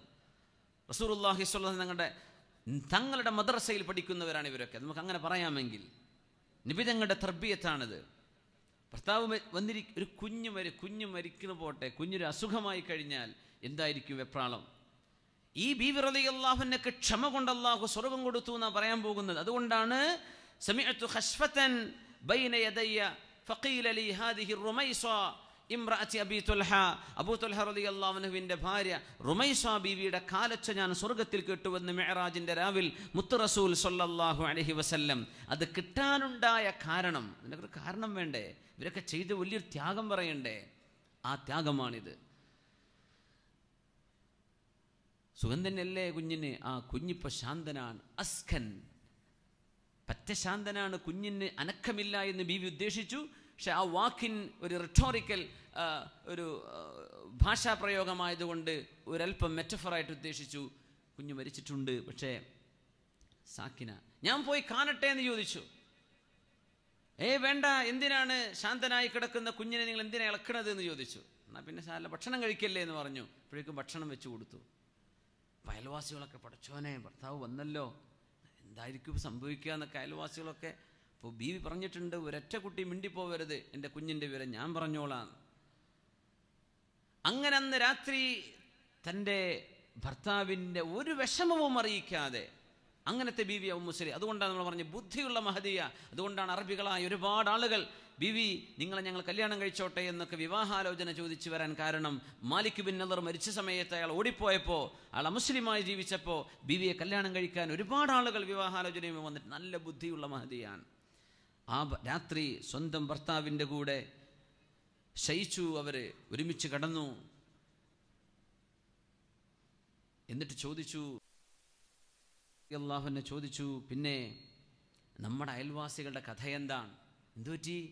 അതെ, ഒരാൾ അവർക്കൊരു സാധനം വായ്പ കൊടുത്തിട്ടേ അത് കുറേ കാലം അവരുടെ കയ്യിൽ വെച്ചു. എന്നിട്ട് തിരിച്ചു വെച്ചപ്പോൾ പറയാം, ഇത് ഞങ്ങളുടെ കയ്യിൽ കുറേ കാലമായല്ലോ കഴിയുന്നത്, അവന് തിരിച്ചു തരില്ല. പഴയ വാടകക്കാരുണ്ടാവും നാട്ടിലിങ്ങനെ ഒഴിഞ്ഞരാത്തോല് അല്ലേ? പച്ച ഹറാമാണത്. അതിൻ്റെ ഉടമസ്ഥനും അതിൻ്റെ മാലിക്കും അതിൻ്റെ ലാൻഡ് ലോഡ് ഉണ്ടാവില്ലേ, അവരുടെ ഹക്കല്ലേ അത്. എത്ര കാലം വാടക താമസിച്ചാൽ എന്താ, 50-100 കൊല്ലം താമസിച്ച് വിചാരിക്കുക. അയാൾ ഒഴിയാൻ പറഞ്ഞ് ഒഴിഞ്ഞേക്കണം, അത് അയാളുടേതാണ്, അയാളുടെ ഹക്കാണ്. അപ്പോൾ ബീവി ചോദിക്കാൻ നിങ്ങൾക്ക് അത്ഭുതം തോന്നണില്ലേ? ബിഅ്സൽ ഖൗം, ഓ വല്ലാത്ത മോശക്കാര് തന്നെ എന്ന് പറഞ്ഞു. എന്നിട്ട് ചോദിച്ചു, എന്നാൽ നിങ്ങളുടെ പൊന്നുമോൻ അള്ളാഹു നമുക്ക് തന്നിരുന്ന ഒരു വായ്പയായിരുന്നു, അത് അള്ളാഹു കൊണ്ടുപോയിരിക്കുന്നു കേട്ടോ എന്ന് പറഞ്ഞു. അപ്പൊ അബൂ തൽഹ റളിയല്ലാഹു അൻഹു പിടച്ചുപോയി. ലാ തുഗാലിബീനി ഇൻദ റസൂലില്ലാഹി സ്വല്ലല്ലാഹു അലൈഹി വസല്ലം ഹാദിഹി ലൈല, ഈ ഒരു രാത്രിയിൽ ഇങ്ങനെയാണോ നീ എന്നോട് എന്റെ കുഞ്ഞിന്റെ മരണവാർത്ത അറിയിക്കുന്നത് എന്ന വിഷമത്തിൽ അബൂ തൽഹ റളിയല്ലാഹു അൻഹു ഇച്ചിരി വിഷമിച്ചു പോയി. എന്റെ മോൻ മരിച്ചത് ഇപ്പോഴാണോ പറയുന്നത് എന്ന്. എങ്ങനെ ഒരു ഭാര്യയും ഭർത്താവും ഒരുമിച്ച് ശയിച്ചതിന്റെ ശേഷം, നല്ല ഭക്ഷണം കഴിച്ചതിന്റെ ശേഷം ഒരു പിണക്കുണ്ടായ നമ്മുടെ ഭാര്യമാരെങ്ങനെ ചെയ്യും? ചെറിയ പിണക്കും, നല്ല ഭക്ഷണം ഉണ്ടാക്കലും ഒരുമിച്ച് കിടക്കലും നടക്കുമോ? അന്ന് രാവിലെ അബൂ തൽഹ റളിയല്ലാഹു അൻഹു പോകുന്നു ഇലാ ഹദ്റത്തി റസൂലില്ലാഹി സ്വല്ലല്ലാഹു അലൈഹി വസല്ലം, ഹബീബിന്റെ മുമ്പിലേക്ക് പോവുകയാണ് സ്വല്ലല്ലാഹു അലൈഹി വസല്ലം. തങ്ങളോട് പറഞ്ഞു, നബി ഇങ്ങനെയൊക്കെയാണ് സംഭവിച്ചത്. അല്ലാഹുവിന്റെ റസൂൽ സ്വല്ലല്ലാഹു അലൈഹി വസല്ലം കൊടുത്ത മറുപടി എന്താണ്? ബാറക്കല്ലാഹു ഫീ ലൈലതികുമാ, ഇന്നലത്തെ രാത്രിയിൽ നിങ്ങൾക്ക് അല്ലാഹു ബറക്കത്ത് തരട്ടെ എന്ന് ദുആ ചെയ്തു. ആ ദുആഇന്റെ ഫലമായി മറ്റൊരു കുഞ്ഞവർക്ക് ജനിച്ചു, അബ്ദുല്ലാഹി റളിയല്ലാഹു അൻഹു, അബ്ദുല്ലാഹി ഇബ്നു അബീ തൽഹ റളിയല്ലാഹു അൻഹു. ഇവിടെ ഉലമ ചർച്ച ചെയ്യാൻ, നമ്മളിത് കഥ പറഞ്ഞു പോകുമ്പോൾ എളുപ്പം തോന്നും. എങ്ങനെയാണ് ഒരു കുഞ്ഞ് മരിച്ചിരിക്കെ ഒരു ഭാര്യയ്ക്ക് ഇങ്ങനെ പെരുമാറാൻ കഴിയുക? അത് കഴിയോ? നമ്മുടെ പെണ്ണുങ്ങൾക്ക് കഴിയോ? ഇങ്ങനെ ഒരു സങ്കടം അടക്കി പിടിച്ച് മക്കളോട് സ്നേഹമില്ലാത്തതിന്റെ പേരിലാണോ? അല്ല, നല്ല സ്നേഹമുള്ള ഉമ്മയാണ് ഉമ്മു സലീം റളിയല്ലാഹു അൻഹ. മക്കളെ താരാട്ടുപാട്ടി വളർത്തിയ ഉമ്മയാണ്. പക്ഷേ എന്റെ സ്വന്തം ഭർത്താവ് ഈ ഒരു സങ്കടം അറിയരുത്. അങ്ങനെ ഒരു ക്ഷമ, വല്ലാത്തൊരു ക്ഷമിച്ചതിന്റെ പേരിൽ ഈ അബ്ദുള്ള എന്ന കുഞ്ഞിന് ജനിച്ച പേരക്കുട്ടികളിൽ 10ഓളം ആളുകൾ, മദീനയിലത്തെ പള്ളിയിൽ 10ഓളം മക്കളെ ഞാൻ അവരുടെ പേരക്കുട്ടികളെ കണ്ടിട്ടുണ്ടെന്ന് ഹദീസിന്റെ റാവി റിപ്പോർട്ട് ചെയ്തു. കുല്ലുഹും ഖദ് ഖറഅൽ ഖുർആൻ, അവരൊക്കെ വിശുദ്ധ ഖുർആനിന്റെ ഹാഫിളീങ്ങളും ആലിമീങ്ങളുമായിരുന്നു. സ്വന്തം ഉമ്മ, അവരുടെ വല്യുമ്മ, വല്യാപ്പയോട് കാണിച്ച ഒരു അദബും അച്ചടക്കവുമായിരുന്നു. അതിന്റെ പേരിൽ അല്ലാഹു തആല വരും തലമുറയിൽ പോലും അവർക്ക് ബറക്കത്ത് കൊടുത്തു. അങ്ങനത്തെ ബീവിയുടെ കാഴ്ചയാണ് സ്വർഗ്ഗത്തിൽ ഞാൻ കണ്ടു. ഫഇദാ ഹിയ റുമൈസ ഇംറഅതു അബീ തൽഹ, അത് അബൂ തൽഹ റളിയല്ലാഹു അൻഹുവിന്റെ ഭാര്യ റുമൈസ ബീവിയായിരുന്നു എന്ന് പരിശുദ്ധ റസൂലുള്ളാഹി സ്വല്ലല്ലാഹു അലൈഹി വസല്ലം തങ്ങൾ പറയാൻ കാരണം ആ ഒരു തർബിയത്ത്, ഉമ്മയിൽ നിന്ന് കിട്ടുന്ന ആ ഒരു അച്ചടക്കം. അബൂ തൽഹ റളിയല്ലാഹു തആല അൻഹു യുദ്ധത്തിന് പോവുകയാണ്. ഭർത്താവിനെ പറഞ്ഞയച്ചു അല്ലാഹുവിന്റെ വഴി. ഭർത്താവിനോട് അത്രക്ക് സ്നേഹമാണ്, അല്ലാഹുവിന്റെ വിഷയമാണ്. പോയിക്കോളൂ. യുദ്ധത്തിന് ഇറങ്ങി. റസൂലുള്ളാഹി തങ്ങളുടെ സ്വല്ലല്ലാഹു അലൈഹി വസല്ലം തങ്ങളുടെ മുമ്പിൽ നിന്ന് സ്വഹാബികളൊക്കെ ചിതറി മാറിയ ഒരു സമയത്ത് ആ യുദ്ധത്തിൽ ഉഹദിൽ ഓടി വന്നിട്ട് നബി തങ്ങളുടെ മുമ്പിൽ നിന്ന് പറഞ്ഞു, നബിയേ നഹ്രി ദൂന നഹ്രിക യാ റസൂലല്ലാഹ്, അങ്ങയുടെ കഴുത്തിലേക്ക് വരുന്ന അമ്പ് എന്റെ കഴുത്തിൽ തറച്ചിട്ടേ പോകൂ നബിയേ. വസ്വദിരി ദൂന സുദിരിക യാ റസൂലല്ലാഹ്, എന്റെ നെഞ്ചിൽ അമ്പ് തറച്ചിട്ട് നബിയെ നിങ്ങളിലേക്ക് എത്തുകയുള്ളൂ. തങ്ങൾ പേടിക്കേണ്ട, ഞാൻ നിൽക്കുകയാണ്. എന്ന് പറഞ്ഞു മഹാനായ റസൂലുള്ളാഹി തങ്ങളുടെ ഈ സ്വഹാബി അബൂ തൽഹ റളിയല്ലാഹു അൻഹു നബി തങ്ങളോട്. ആ നിന്ന നൃത്തത്തിൽ 17ഓളം കുന്തത്തിന്റെ കുത്തുകൾ ആ പരിശുദ്ധ ശരീരത്തിലുണ്ടായി വീണ് കിടന്നിട്ടുണ്ട് അബൂ തൽഹ റളിയല്ലാഹു അൻഹു. എല്ലാരും വന്നിട്ട് പൊതിഞ്ഞു, വിചാരിച്ചു മരിച്ചുപോയി, ഷഹീദായിട്ടുണ്ട്, ജീവൻ ബാക്കിയുണ്ട്. പക്ഷേ ആകമാനം മുറിവുകളാണ്. അതിൽ ധൈര്യമായി ഇടപെട്ട മഹദിയാണ് മഹദി ഉമ്മു സുലൈം റുമൈസ റളിയല്ലാഹു തആല അൻഹ. എഴുതിയിട്ടുള്ള സ്വലാത്ത് ചൊല്ലു. സ്വല്ലു അല നബി മുഹമ്മദിൻ വആലി.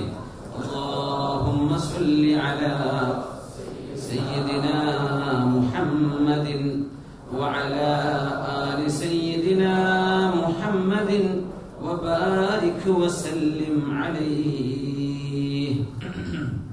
ജസാകുല്ലാഹു ഖൈർ.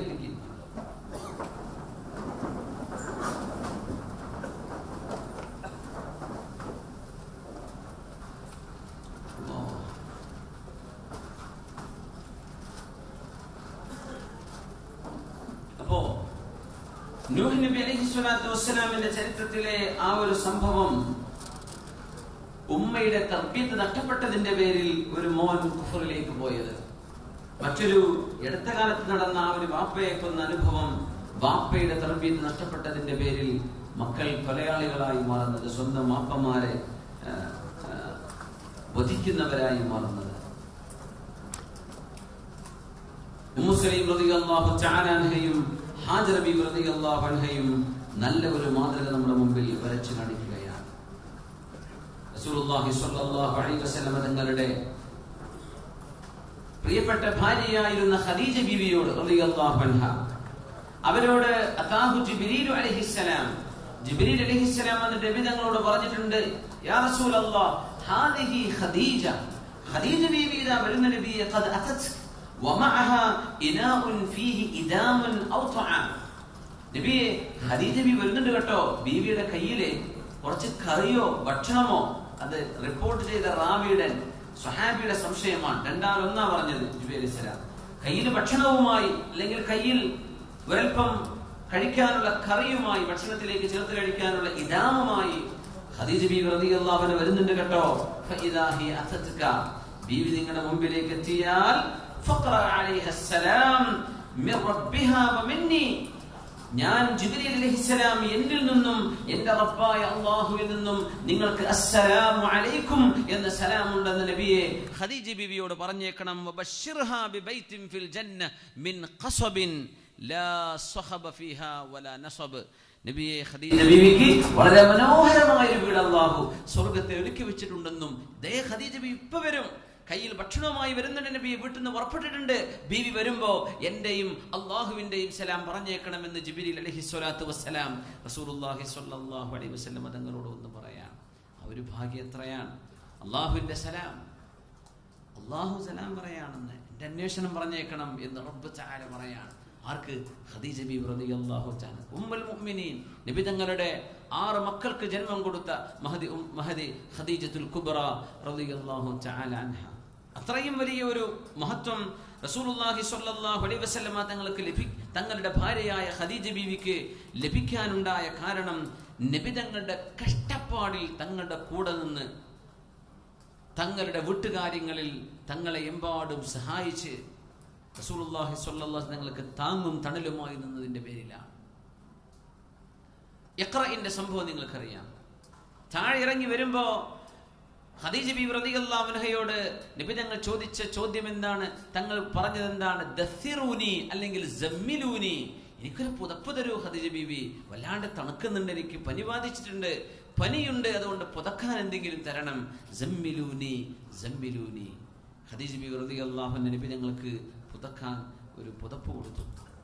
എന്നിട്ട് റസൂലുള്ളാഹി സ്വല്ലല്ലാഹു അലൈഹി വസല്ലം തങ്ങൾ വിഷമിച്ചിരിക്കുന്ന ആ ഒരു നേരം തന്റെ മുമ്പിലേക്ക് വന്നത്, തങ്ങളുടെ മുമ്പിലേക്ക് വന്നത് ജിബ്രീൽ അലൈഹിസ്സലാം ആണെന്ന് പോലും തങ്ങൾക്കറിയില്ല. ആരോ ഒരാൾ വന്നു, കൂട്ടിപ്പിടിച്ചിട്ടുണ്ട്, ഇഖ്റ എന്ന് പറഞ്ഞിട്ടുണ്ട്.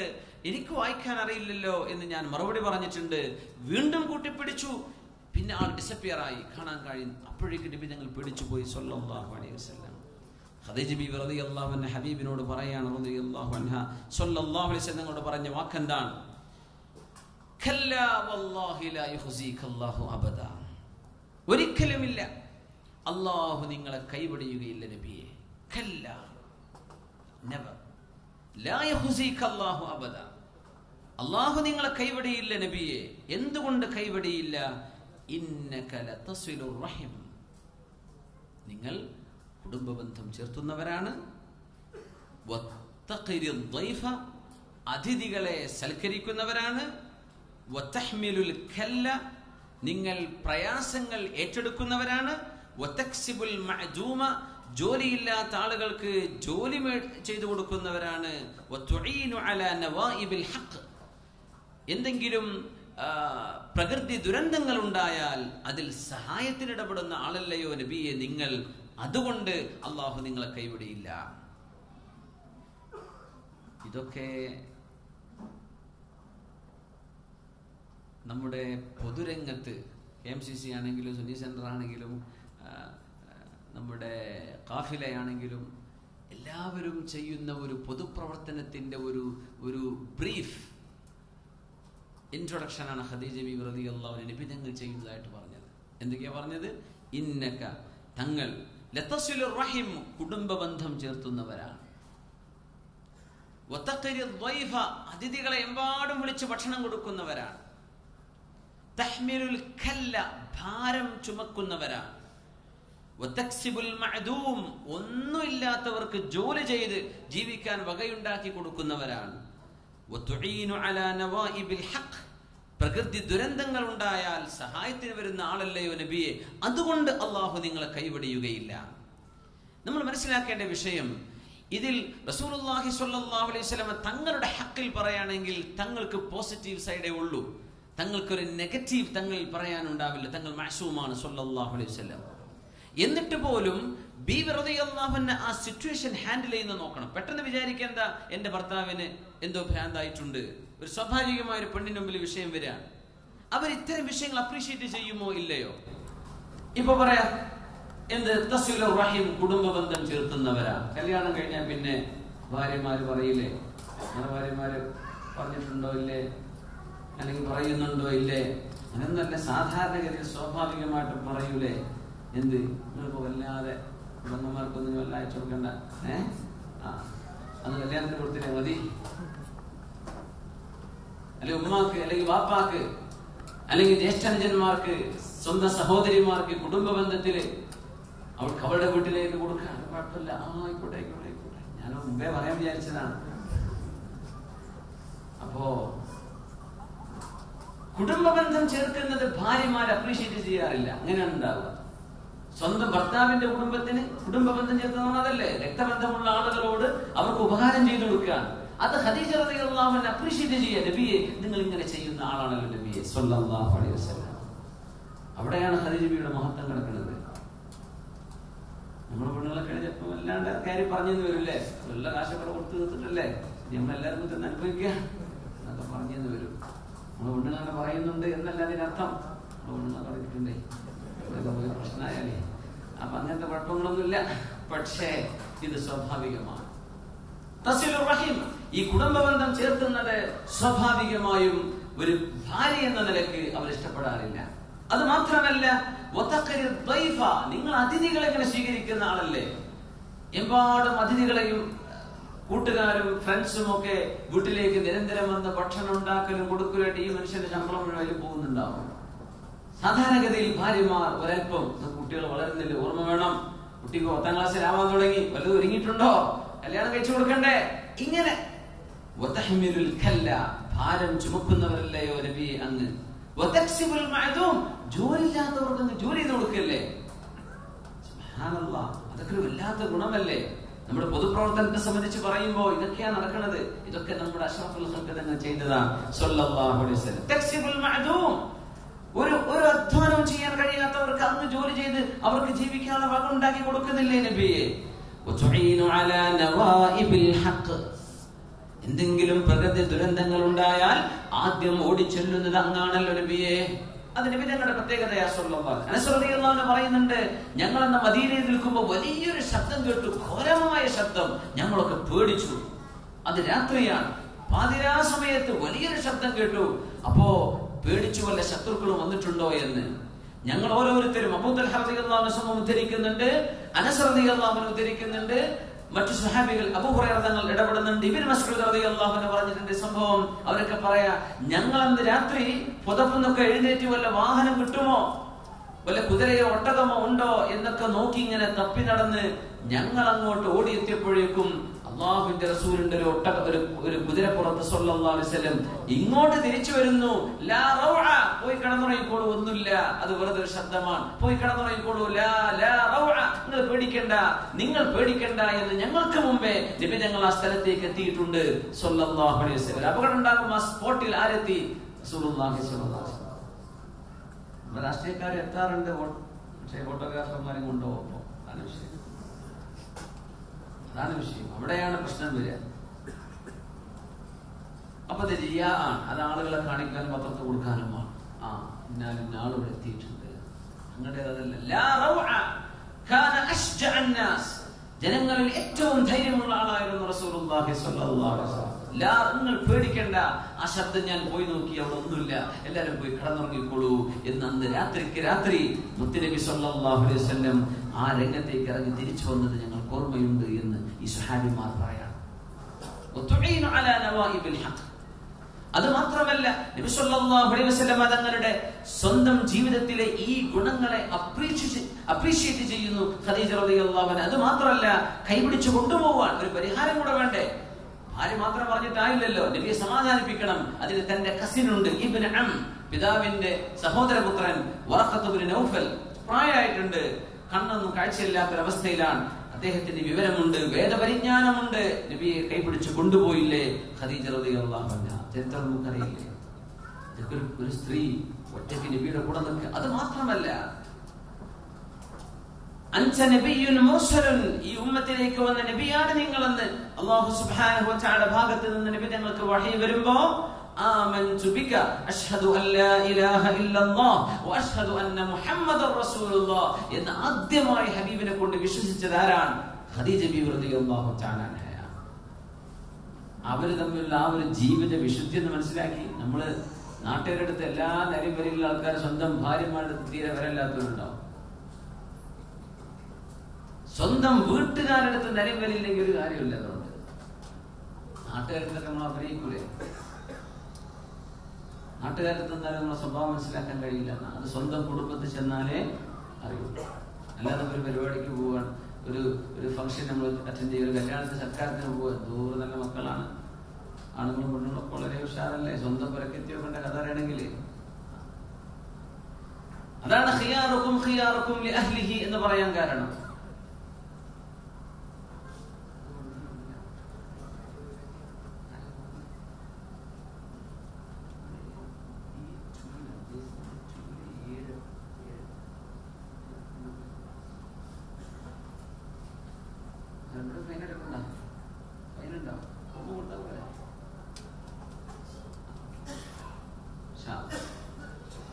അപ്പോ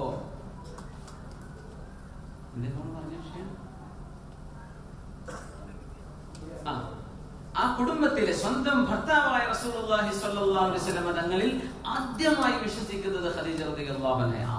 ഇസ്ലാമിലെ ആദ്യത്തെ മെമ്പർഷിപ്പ് ആരെടുത്തത്?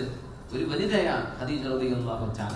അത് നബി തങ്ങളുടെ ഭാര്യയാണ് സ്വല്ലല്ലാഹു അലൈഹി വസല്ലം. അത്രയും വലിയൊരു ഇംപ്രഷൻ നബി തങ്ങൾ സ്വന്തം കുടുംബത്തിന്റെ ഉള്ളിൽ ഉണ്ടാക്കിയെടുത്തു എന്നതാണ് നബി തങ്ങളുടെ മഹത്വം സ്വല്ലല്ലാഹു അലൈഹി വസല്ലം. ആ നബി തങ്ങളെ ശരിക്കും ഉൾക്കൊള്ളാൻ കഴിഞ്ഞു. നബി തങ്ങളിലെ ആ ഏറ്റവും വലിയ നന്മകളെ എടുത്തു പറയാനും എടുത്തു കാണിക്കാനും ശ്രദ്ധിക്കാനും അത് പുകഴ്ത്തി പറയാനും ധൈര്യം കാണിച്ചു, അല്ലെങ്കിൽ സന്നദ്ധത കാണിച്ചു ഖദീജത്തുൽ കുബ്ര റളിയല്ലാഹു തആല അൻഹ. ഖദീജ ബീവിയുടെ ചരിത്രവുമായി നമുക്ക് ബന്ധപ്പെട്ട് നോക്കുമ്പോൾ അധികം ചരിത്രങ്ങൾ നമുക്ക് ലഭ്യമല്ല. പക്ഷേ ജിബ്രീൽ അലൈഹിസ്സലാത്തു വസ്സലാം നബി തങ്ങളുടെ മുമ്പിൽ വന്ന് നബിയെ, ഖദീജ ബീവിക്ക് സ്വർഗ്ഗമുണ്ടെന്ന് പറഞ്ഞു കൊടുക്കണേ എന്ന് പറഞ്ഞ ഹദീസ് സ്വഹീഹ് മുസ്ലിമിലുള്ള ഹദീസാണ്. നബിയെ, അഖ്രി മിന്നി വമിൻ റബ്ബിഹ സലാം, അല്ലാഹുവിൽ നിന്നും എന്നിൽ നിന്നും ഖദീജ ബീവിക്ക് സലാം ഉണ്ട്. ഇപ്പൊ വരും കേട്ടോ നബിയെ, ഭക്ഷണമായിട്ട് വരുന്നുണ്ട്, പുറപ്പെട്ടിട്ടുണ്ട് വീട്ടിൽ നിന്നും ഖദീജ റളിയല്ലാഹു തആല അൻഹ.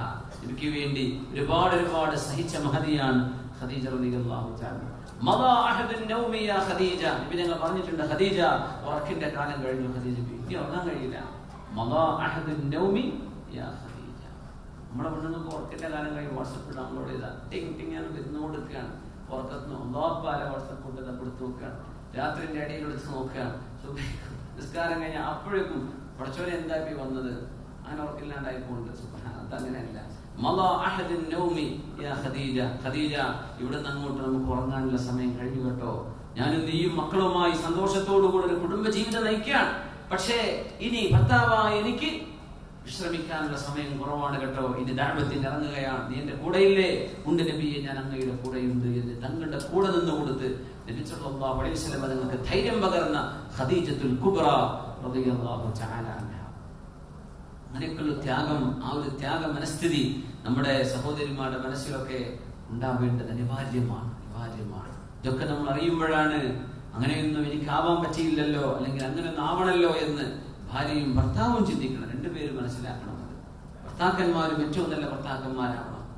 സല്ലല്ലാഹു അലൈഹി വസല്ലം തങ്ങൾ ഒരിക്കൽ പറഞ്ഞു, സല്ലല്ലാഹു അലൈഹി വസല്ലം, എന്റെ വീടിന്റെ അരികത്ത് വന്ന് ഒരുപാട് പെണ്ണുങ്ങൾ പരാതി പറയാൻ തുടങ്ങിയിട്ടുണ്ട്. എന്റെ ഭർത്താക്കന്മാർ മോശമായി പെരുമാറുന്നുണ്ട് എന്ന് എനിക്ക് ഒരുപാട് ആളുകളുടെ പരാതി കിട്ടി തുടങ്ങിയിട്ടുണ്ട്. അല അറിയണം, ഖിയാറുക്കും ഖിയാറുക്കും ലിഅഹ്ലിഹി, നിങ്ങളിൽ നല്ലവർ സ്വന്തം കുടുംബത്തോട് നന്നായി പെരുമാറുന്നവരാണ് എന്ന ആ വലിയൊരു വാക്ക് റസൂലുള്ളാഹി സ്വല്ലല്ലാഹു അലൈഹി വസല്ലം ഭർത്താക്കന്മാരായ ആളുകൾക്ക് പഠിക്കാൻ വേണ്ടി പറഞ്ഞതാണ് സ്വല്ലല്ലാഹു അലൈഹി വസല്ലം. ഈ മഹദികളെ ചരിത്രം നമുക്ക് പഠിപ്പിച്ചു തരികയാണ്. അവരിലുണ്ട് മഹദി സുമയ്യ റളിയല്ലാഹു തആല അൻഹ. സുമയ്യ ബീവിയുടെ പേര് സുമയ്യ ബിൻതു ഖയ്യാത്ത് എന്നാണ്. മഹാനായ യാസർ റളിയല്ലാഹു അൻഹുവിന്റെ ഭാര്യയായിരുന്ന സുമയ്യ ബീവി ഇസ്ലാമിലെ ആദ്യത്തെ രക്തസാക്ഷിയാണ് സുമയ്യ റളിയല്ലാഹു അൻഹ. ആദ്യം രക്തസാക്ഷിയായി, പെണ്ണുങ്ങളിൽ നിന്ന് രക്തസാക്ഷിയായത് സുമയ്യ ബീവിയാണ് റളിയല്ലാഹു അൻഹ. സ്വന്തം മോനുണ്ട് അമ്മാർ ഇബ്നു യാസർ റളിയല്ലാഹു അൻഹു, ഭർത്താവ് യാസർ റളിയല്ലാഹു അൻഹു, രണ്ടുപേരെയും ശത്രുക്കൾ പിടിച്ചുകെട്ടി. സുമയ്യ ബീവി അവരുടെ മുമ്പിൽ പിടിച്ചുകെട്ടി. സുമയ്യ ബീവി അബൂജഹലിന്റെ വൃത്തിയായി ജോലി ചെയ്യുന്നവരായിരുന്നു. മഹദിയെ വളരെ മൃഗീയമായി കൊന്നുകളയുകയാണ് ഉണ്ടായത്. ആ ഉമ്മ ഇങ്ങനെ വാവിട്ട് കരയുന്നത് മോൻ അമ്മാർ റളിയല്ലാഹു അൻഹു കണ്ണുകൊണ്ട് കണ്ടിട്ടുണ്ട്. വാപ്പ ഷഹീദാണ്. വാപ്പ ഷഹീദായവിടെ ഉമ്മയും ഷഹീദത്തായി.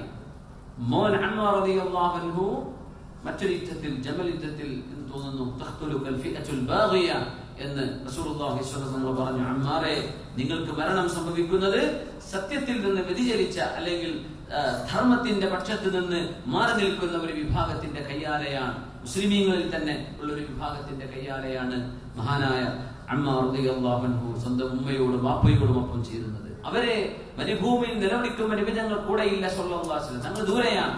അബൂജഹലും കൂട്ടരും ഇവിടെ വളരെ ദൂരത്തേക്ക് കൊണ്ടുപോയിട്ട്, മലകളുടെ ഇടയിൽ കൊണ്ടുപോയിട്ടാണ് അവരെ മൃഗീയമായിട്ട് വധിച്ചു കളഞ്ഞത്. ആ സമയത്ത് നബി തങ്ങൾക്ക് വഹി വന്നു. തങ്ങൾ പറഞ്ഞു, സുബ്റൻ ആല യാസിർ ഫഇന്ന മൗഇദകുമുൽ ജന്ന. യാസിർ കുടുംബമേ, നിങ്ങൾ ക്ഷമിക്കണേ, നിങ്ങൾ ക്ഷമിക്കണേ. ഫഇന്ന മൗഇദകുമുൽ ജന്ന, നിങ്ങളുടെ ലക്ഷ്യസ്ഥാനം ഇനി സ്വർഗ്ഗമാണ്. ഫഇന്ന മൗഇദകും അൽ ജന്ന, നിങ്ങളുടെ ലക്ഷ്യസ്ഥാനം സ്വർഗ്ഗമാണ്. അതുകൊണ്ട് ക്ഷമിക്കണേ, അതുകൊണ്ട് ക്ഷമിക്കണേ എന്ന് ഒരുപാട് തവണ റസൂലുള്ളാഹി സ്വല്ലല്ലാഹു അലൈഹി വസല്ലം അവർ സ്വർഗ്ഗത്തിലേക്ക് പോവുകയാണ്. നമുക്ക് അങ്ങനെയൊക്കെ ഒരു പരീക്ഷണം നമുക്ക് ഉണ്ടായി കഴിഞ്ഞാൽ എന്തായിരിക്കും നമ്മുടെയൊക്കെ അവസ്ഥ? നമ്മൾ അങ്ങനെ ആലോചിച്ച് നോക്കണ്ടേ? നമുക്ക് അങ്ങനെ ഒരു ഇതൊന്നുമില്ലല്ലോ. നമുക്ക് മേലെ നില പോയാൽ പത്രം തിന്നാൻ പറ്റില്ല എന്നേ വരുള്ളൂ. അപ്പോഴേക്ക് എന്താ അങ്ങനെ മുസ്ലിമായിട്ട് നടക്കാൻ പറ്റാത്ത അവസ്ഥ വരുന്നു. ഇവിടുന്ന് അങ്ങോട്ട് അങ്ങനെ വരാൻ പോണത്. തീക്കനൽ കയ്യിൽ പിടിച്ച് അങ്ങനെ ഉണ്ടാവും. അങ്ങനെയായിരിക്കും ഇസ്ലാം അനുസരിച്ച് ജീവിച്ചാൽ. ശരിക്കും ഇമാജിൻ ചെയ്യും. സിഗരറ്റ് തല കത്തിച്ചു വെച്ചിട്ട് കയ്യിൽ കുത്തിയാന്നല്ല, തീക്കനൽ ഉണ്ടല്ലോ, ബാർബിക്യൂ ചെയ്യുന്ന കനൽ, അത് കയ്യിൽ വെച്ച് നോക്കി എത്ര നേരം വെച്ച് നിൽക്കും? വിട്ടുകൂടൂലേ? അതുപോലെ ഇസ്ലാം ആളുകൾ കയ്യിൽ നിന്ന് താഴെയിട്ട് ഓടിപ്പോകുന്ന കാലം വരുന്നുണ്ടെന്ന് പരിശുദ്ധ റസൂലുള്ളാഹി. നമുക്കത് ഭാരമാവുന്ന കാലം വരും. നമുക്കങ്ങനെ പറയുമ്പോഴൊക്കെ ഇന്ന് ശരീഅത്തിന്റെ നിയമങ്ങളൊക്കെ തീരുമാനിക്കുന്ന വാട്സാപ്പിലും ഫേസ്ബുക്കിലൊക്കെയാണ്. ചെറുക്കന്മാരെ തീരുമാനിക്കും ഏതാ ശരി ഏതാ തെറ്റെന്നൊക്കെ. ദീൻ നമുക്ക് വേണ്ടാത്ത അവസ്ഥ വരും. എനിക്കത് വേണ്ട, കയ്യിൽ എറിഞ്ഞു ഓടുന്ന. അതുകൊണ്ടാണ് ഞങ്ങൾ പറഞ്ഞു, ബദഅൽ ഇസ്ലാമു ഗരീബ വസയഊദു കമാ ബദഅ ഫതൂബാ ലിൽ ഗുറബാ. ഇസ്ലാം തുടങ്ങുന്നത് വളരെ സ്ട്രേഞ്ച് ആയിട്ടാണ്. എല്ലാവരും വഴിവിട്ട് ജീവിച്ചപ്പോ, കുറച്ചാളുകൾ നന്നായി ജീവിച്ചപ്പോൾ ആളുകളൊക്കെ വിചിത്രമായി തോന്നി. ഇത് തരക്കേടില്ലല്ലോ. അങ്ങനെയാണ് ഇസ്ലാമിന്റെ ആവിർഭാവം അങ്ങനെയാണ്. എല്ലാവരും സമൂഹം മുഴുവനും തിന്മ, അതിനിടയ്ക്ക് കുറച്ചാളുകൾ നന്നായി ജീവിച്ചു. 13 കൊല്ലം മക്കയിലെ ദഅവത്ത് നടക്കുമ്പോ നബി സല്ലല്ലാഹു അലൈഹി വസല്ലം തങ്ങളുടെ കൂടെ ഹിജ്റ പോരുന്നത് 250 സ്വഹാബികളാണ്. 250. ഇസ്ലാമിലെ മെമ്പർഷിപ്പ് അപ്പോ 250 ആണ്. അതിൽ 80ാമത്തെ മെമ്പർഷിപ്പാണ് ആരുടേത്? മഹാനായ ഉമർ ഫാറൂഖ് റളിയല്ലാഹു അൻഹു. നിങ്ങൾക്കറിയുമായിരിക്കും, സിദ്ദീഖ് റളിയല്ലാഹു അൻഹുവിന്റെ കയ്യാലെ മുസ്ലിമായിട്ടുണ്ട്. അശറത്തുൽ മുബശ്ശരീങ്ങളിലെ 6 പേർ സിദ്ദീഖ് തങ്ങളുടെ കൈകൊണ്ട് മുസ്ലിമായവരാണ്. അശറത്തുൽ മുബശ്ശരീങ്ങൾ എന്ന 10 സ്വഹാബികളിൽ 6 പേര് മുസ്ലിമായത് സിദ്ദീഖ് തങ്ങളുടെ കയ്യിലാണ്. മുസ്ലിമീങ്ങളുടെ എണ്ണം 38 ആയപ്പോഴാണ് സിദ്ദീഖ് റളിയല്ലാഹു അൻഹു പറഞ്ഞു, നബിയെ ഇനി നമുക്ക് ഒളിപ്പിച്ചു വെക്കേണ്ട, പരസ്യമായിട്ട് പറയല്ലേ. ആ പോകുന്ന പോക്കിലാണ് സിദ്ദീഖ് റളിയല്ലാഹു അൻഹുവിന് അടി കിട്ടിയതും പ്രഹരമുണ്ടായതും മുഖത്ത് ഒരു ഇറച്ചി കഷ്ണം പോയതും കണ്ണ് വീർത്തുപോയതും ചോരയിൽ കുളിച്ചതും സ്വന്തം ഉമ്മ വന്ന് സിദ്ദീഖ് തങ്ങളെ പിടിച്ചുകൊണ്ടുപോയി, സിദ്ദീഖ് എന്തിനാണ് ഇങ്ങനെയൊക്കെ ത്യാഗം സഹിക്കുന്നത്? ഒന്ന് വെള്ളം കുടിക്ക്, നീ മരിച്ചു പോകും. ഞാൻ വെള്ളം കുടിക്കൂല. എന്താ ഇന്ന് റസൂലുള്ളാഹിന്റെ അവസ്ഥ എന്ന് ഒരുപാട് തവണ ചോദിച്ച് നബി തങ്ങൾ ദാറുൽ അർഖമിലുണ്ട് എന്ന വിവരം കിട്ടിയതിന്റെ ശേഷം മാത്രമാ സിദ്ദീഖ് റളിയല്ലാഹു അൻഹു എന്നിട്ടും ഭക്ഷണം കഴിച്ചില്ല. എനിക്ക് എന്റെ റസൂലിനെ കണ്ടുകൊണ്ട് കാണണം. അങ്ങനെ നബിന്റെ അരികത്തേക്ക് കൊണ്ടുപോയി. ഉമർ റളിയല്ലാഹു അൻഹുവിന്റെ ഒരു പെങ്ങളുണ്ട്, ഉമർ തങ്ങളുടെ ഒരു പെങ്ങളുണ്ട്, മുസ്ലിമത്തായ ഒരു മഹദിയുണ്ട്, ഉമ്മു ജമീൽ ബിൻത് ഖത്താബ്. ഉമർ തങ്ങളുടെ ഒരു പെങ്ങളുണ്ട്, അവര് മുസ്ലിമായിരുന്നു. അവരും സിദ്ദീഖ് തങ്ങളുടെ ഉമ്മയും എടുത്തു കൊണ്ടുപോയി അള്ളാഹുവിന്റെ ഹബീബിന്റെ മുമ്പിലേക്ക് കൊണ്ടുപോവാണ്. നബി തങ്ങളെ കണ്ടപ്പോ അവിടുന്ന് തങ്ങൾ വെള്ളം കുടിച്ചു. തങ്ങൾ സ്വസ്ഥമായിരിക്കണോ? അൽഹംദുലില്ലാഹ്, എന്നാ ഞാൻ വെള്ളം കുടിച്ചോളാം. അങ്ങനത്തെ ത്യാഗം ചെയ്തു സിദ്ദീഖ് റളിയല്ലാഹു അൻഹു. വിഷയത്തിലേക്ക് നമ്മൾ തിരിച്ചു വരാം. ഒറ്റ കാര്യം കൂടെ സിദ്ദീഖ് തങ്ങളുടെ വിഷയത്തിൽ പറയാനുണ്ട്. സിദ്ദീഖ് റളിയല്ലാഹു അൻഹു ഉമ്മ അങ്ങനെ വല്ലാണ്ട് വിഷമിച്ചിട്ടുണ്ട്. സിദ്ദീഖ് തങ്ങൾക്ക് അടി കിട്ടിയിട്ട് വിഷമിച്ചപ്പോ ഉമ്മ കൊണ്ടുവന്നപ്പോ നബിതങ്ങളോട് സിദ്ദീഖ് റളിയല്ലാഹു അൻഹു പറഞ്ഞു, നബിയെ ഹാദിഹി ഉമ്മി, ഇതെന്റെ ഉമ്മയാണ് നബിയെ, ഇവർ മുസ്ലിമായിട്ടില്ല. അതുകൊണ്ട് നബിയെ എന്റെ ഉമ്മാക്ക് വേണ്ടി നിങ്ങൾ ഇസ്ലാമിലേക്ക് ക്ഷണിക്കണം എന്റെ ഉമ്മയെ. അങ്ങ് വിളിച്ചാൽ ഉമ്മ വരും. അതുകൊണ്ട് നബിയെ നിങ്ങളൊന്ന് പറയണം എന്ന് പറഞ്ഞു. റസൂലുള്ളാഹി സ്വല്ലല്ലാഹു അലൈഹി വസല്ലം തങ്ങൾ സിദ്ദീഖ് തങ്ങളുടെ ഉമ്മയോട് പറഞ്ഞു, ഉമ്മ റൂമാൻ, അവരോട് പറയാൻ നിങ്ങൾ മുസ്ലിമാവണം. ഞാൻ നിങ്ങളെ ക്ഷണിക്കുകയാണ്. അദ്ഉക ഇലാ അശ്ഹദു അല്ലാ ഇലാഹ ഇല്ലല്ലാഹ് വ അശ്ഹദു അന്ന മുഹമ്മദർ റസൂലുള്ളാഹ്. നബി തങ്ങൾ അങ്ങ് ക്ഷണിച്ചപ്പോഴേക്കും ഉമ്മ മുസ്ലിമായി റളിയല്ലാഹു തആല അൻഹ. ഉടനെ ഷഹാദത്ത് കലിമ ചൊല്ലി. അതിൽ വല്ലാതെ സന്തോഷിച്ചു സിദ്ദീഖ് റളിയല്ലാഹു അൻഹു. പിന്നെ ഒരാൾ കൂടെ ബാക്കിയുണ്ട് സ്വന്തം കുടുംബത്തിൽ, വാപ്പയാണ് അബൂ ഖുഹാഫ. അബൂ ഖുഹാഫ എന്നവരെ മുസ്ലിമായിട്ടില്ല. അങ്ങനെ നബി തങ്ങളുടെ ഹജ്ജത്തുൽ വിദാഉം കഴിഞ്ഞ് നബി തങ്ങൾ ആ ഹജ്ജിന്റെ സമയത്ത് മക്കയിൽ നിൽക്കുമ്പോഴാണ് വാപ്പന്ന മക്കയിലെ സിദ്ദീഖ് തങ്ങൾ ആ മദീനത്തേക്ക് വന്നത്. ഹിജ്റ വന്നതല്ലേ. അങ്ങനെ വാപ്പയെ താങ്ങിപ്പിടിച്ച് കൊണ്ടുവന്ന് സിദ്ദീഖ് റളിയല്ലാഹു അൻഹു വാപ്പയോട് പറഞ്ഞു, വാപ്പ, അന്ന് വാപ്പാക്ക് ഇരിക്കാൻ വരെ പറ്റുന്നില്ല, മുതുകൊക്കെ വളഞ്ഞ് മുടിയൊക്കെ ഒരുപാട് നരച്ച് വലിയ പ്രായമായി, 80 ചില്ലാനം പ്രായമായി നിൽക്കുകയാണ്. ആ വാപ്പയെ താങ്ങിപ്പിടിച്ച് കയ്യിലെടുത്ത് കൊണ്ടുവന്നിട്ട് പറഞ്ഞു, ഹാദാ അബീ യാ റസൂലല്ലാഹ്, ഇതെന്റെ വാപ്പയാണ് നബിയെ, എന്റെ വാപ്പാക്ക് കലിമ ചൊല്ലി കൊടുക്കൂ. അങ്ങനെ വാപ്പയെ കൊണ്ടുവന്നപ്പോൾ നബി തങ്ങൾ ചോദിച്ചു, ഹല്ലാ തറക്ത ശൈഖ ഫീ റഹ്ലി, ഈ പ്രായമുള്ള ആളെ ആ കുടാരത്തിൽ തന്നെ നിങ്ങളുടെ ടെന്റിൽ നിർത്തിയ പോരായിരുന്നോ? ഞാൻ അങ്ങോട്ട് വരുമായിരുന്നല്ലോ, എന്തിനെ വാപ്പയെ ഇങ്ങോട്ട് കൊണ്ടുവന്നത് എന്ന് ചോദിച്ചു. അപ്പൊ നബി തങ്ങളോട് സിദ്ദീഖ് റളിയല്ലാഹു അൻഹു പറഞ്ഞു, നബിയെ ബൽ അൻത അഹ്ഖു അൻ യുഅ്താ ഇലൈക, ഞങ്ങൾ അങ്ങയുടെ അരികത്തേക്ക് അങ്ങോട്ട് വരേണ്ടവരല്ലയോ നബിയെ, ഞങ്ങളുടെ അടുത്തേക്ക് നബി വരെ അത് പറ്റില്ല, ഞങ്ങൾ അങ്ങോട്ട് വരേണ്ടവരാണ് എന്ന് പറഞ്ഞ് വാപ്പയെ കൊണ്ടുവന്നു കൊടുത്തു. നബി തങ്ങൾ ചൊല്ലിക്കൊടുത്തു, അശ്ഹദു അല്ലാ ഇലാഹ ഇല്ലല്ലാഹ്. ആ വാപ്പ ചൊല്ലി, അശ്ഹദു അല്ലാ ഇലാഹ ഇല്ലല്ലാഹ് വ അശ്ഹദു അന്ന മുഹമ്മദർ റസൂലുള്ളാഹ്. കലിമകൾ ചൊല്ലിയപ്പോൾ സിദ്ദീഖ് റളിയല്ലാഹു അൻഹു പൊട്ടിക്കരഞ്ഞു. നബി തങ്ങൾ ചോദിച്ചു, സിദ്ദീഖ്, ഇത് സന്തോഷത്തിന്റെ കരച്ചിലല്ലല്ലോ. സന്തോഷത്തിന്റെ കരച്ചിൽ തേങ്ങലും ഈ തിരക്കുള്ള ഒച്ചയും ശബ്ദമൊന്നും ഉണ്ടാവില്ലല്ലോ, എന്തിനാണ് ഈ കരച്ചിൽ? സിദ്ദീഖ് റളിയല്ലാഹു അൻഹു പറഞ്ഞു, നബിയെ മറ്റൊന്നുമല്ല, ഞാൻ ഓർത്തുപോവുകയായിരുന്നു, എന്റെ വാപ്പ മുസ്ലിമായ ഈ സ്ഥാനത്ത് അങ്ങയുടെ മൂത്താപ്പ അബൂ ത്വാലിബാണ് മുസ്ലിമാവുന്നതെങ്കിൽ അങ്ങേക്ക് എത്ര സന്തോഷം ഉണ്ടാകുമായിരുന്നു നബിയെ. ഞാനത് ഓർത്തുപോവുകയാണ്. അങ്ങയുടെ മുത്താപ്പയെ അങ്ങ് ഒരുപാട് വിളിച്ചു, മുത്താപ്പ വന്നില്ലല്ലോ.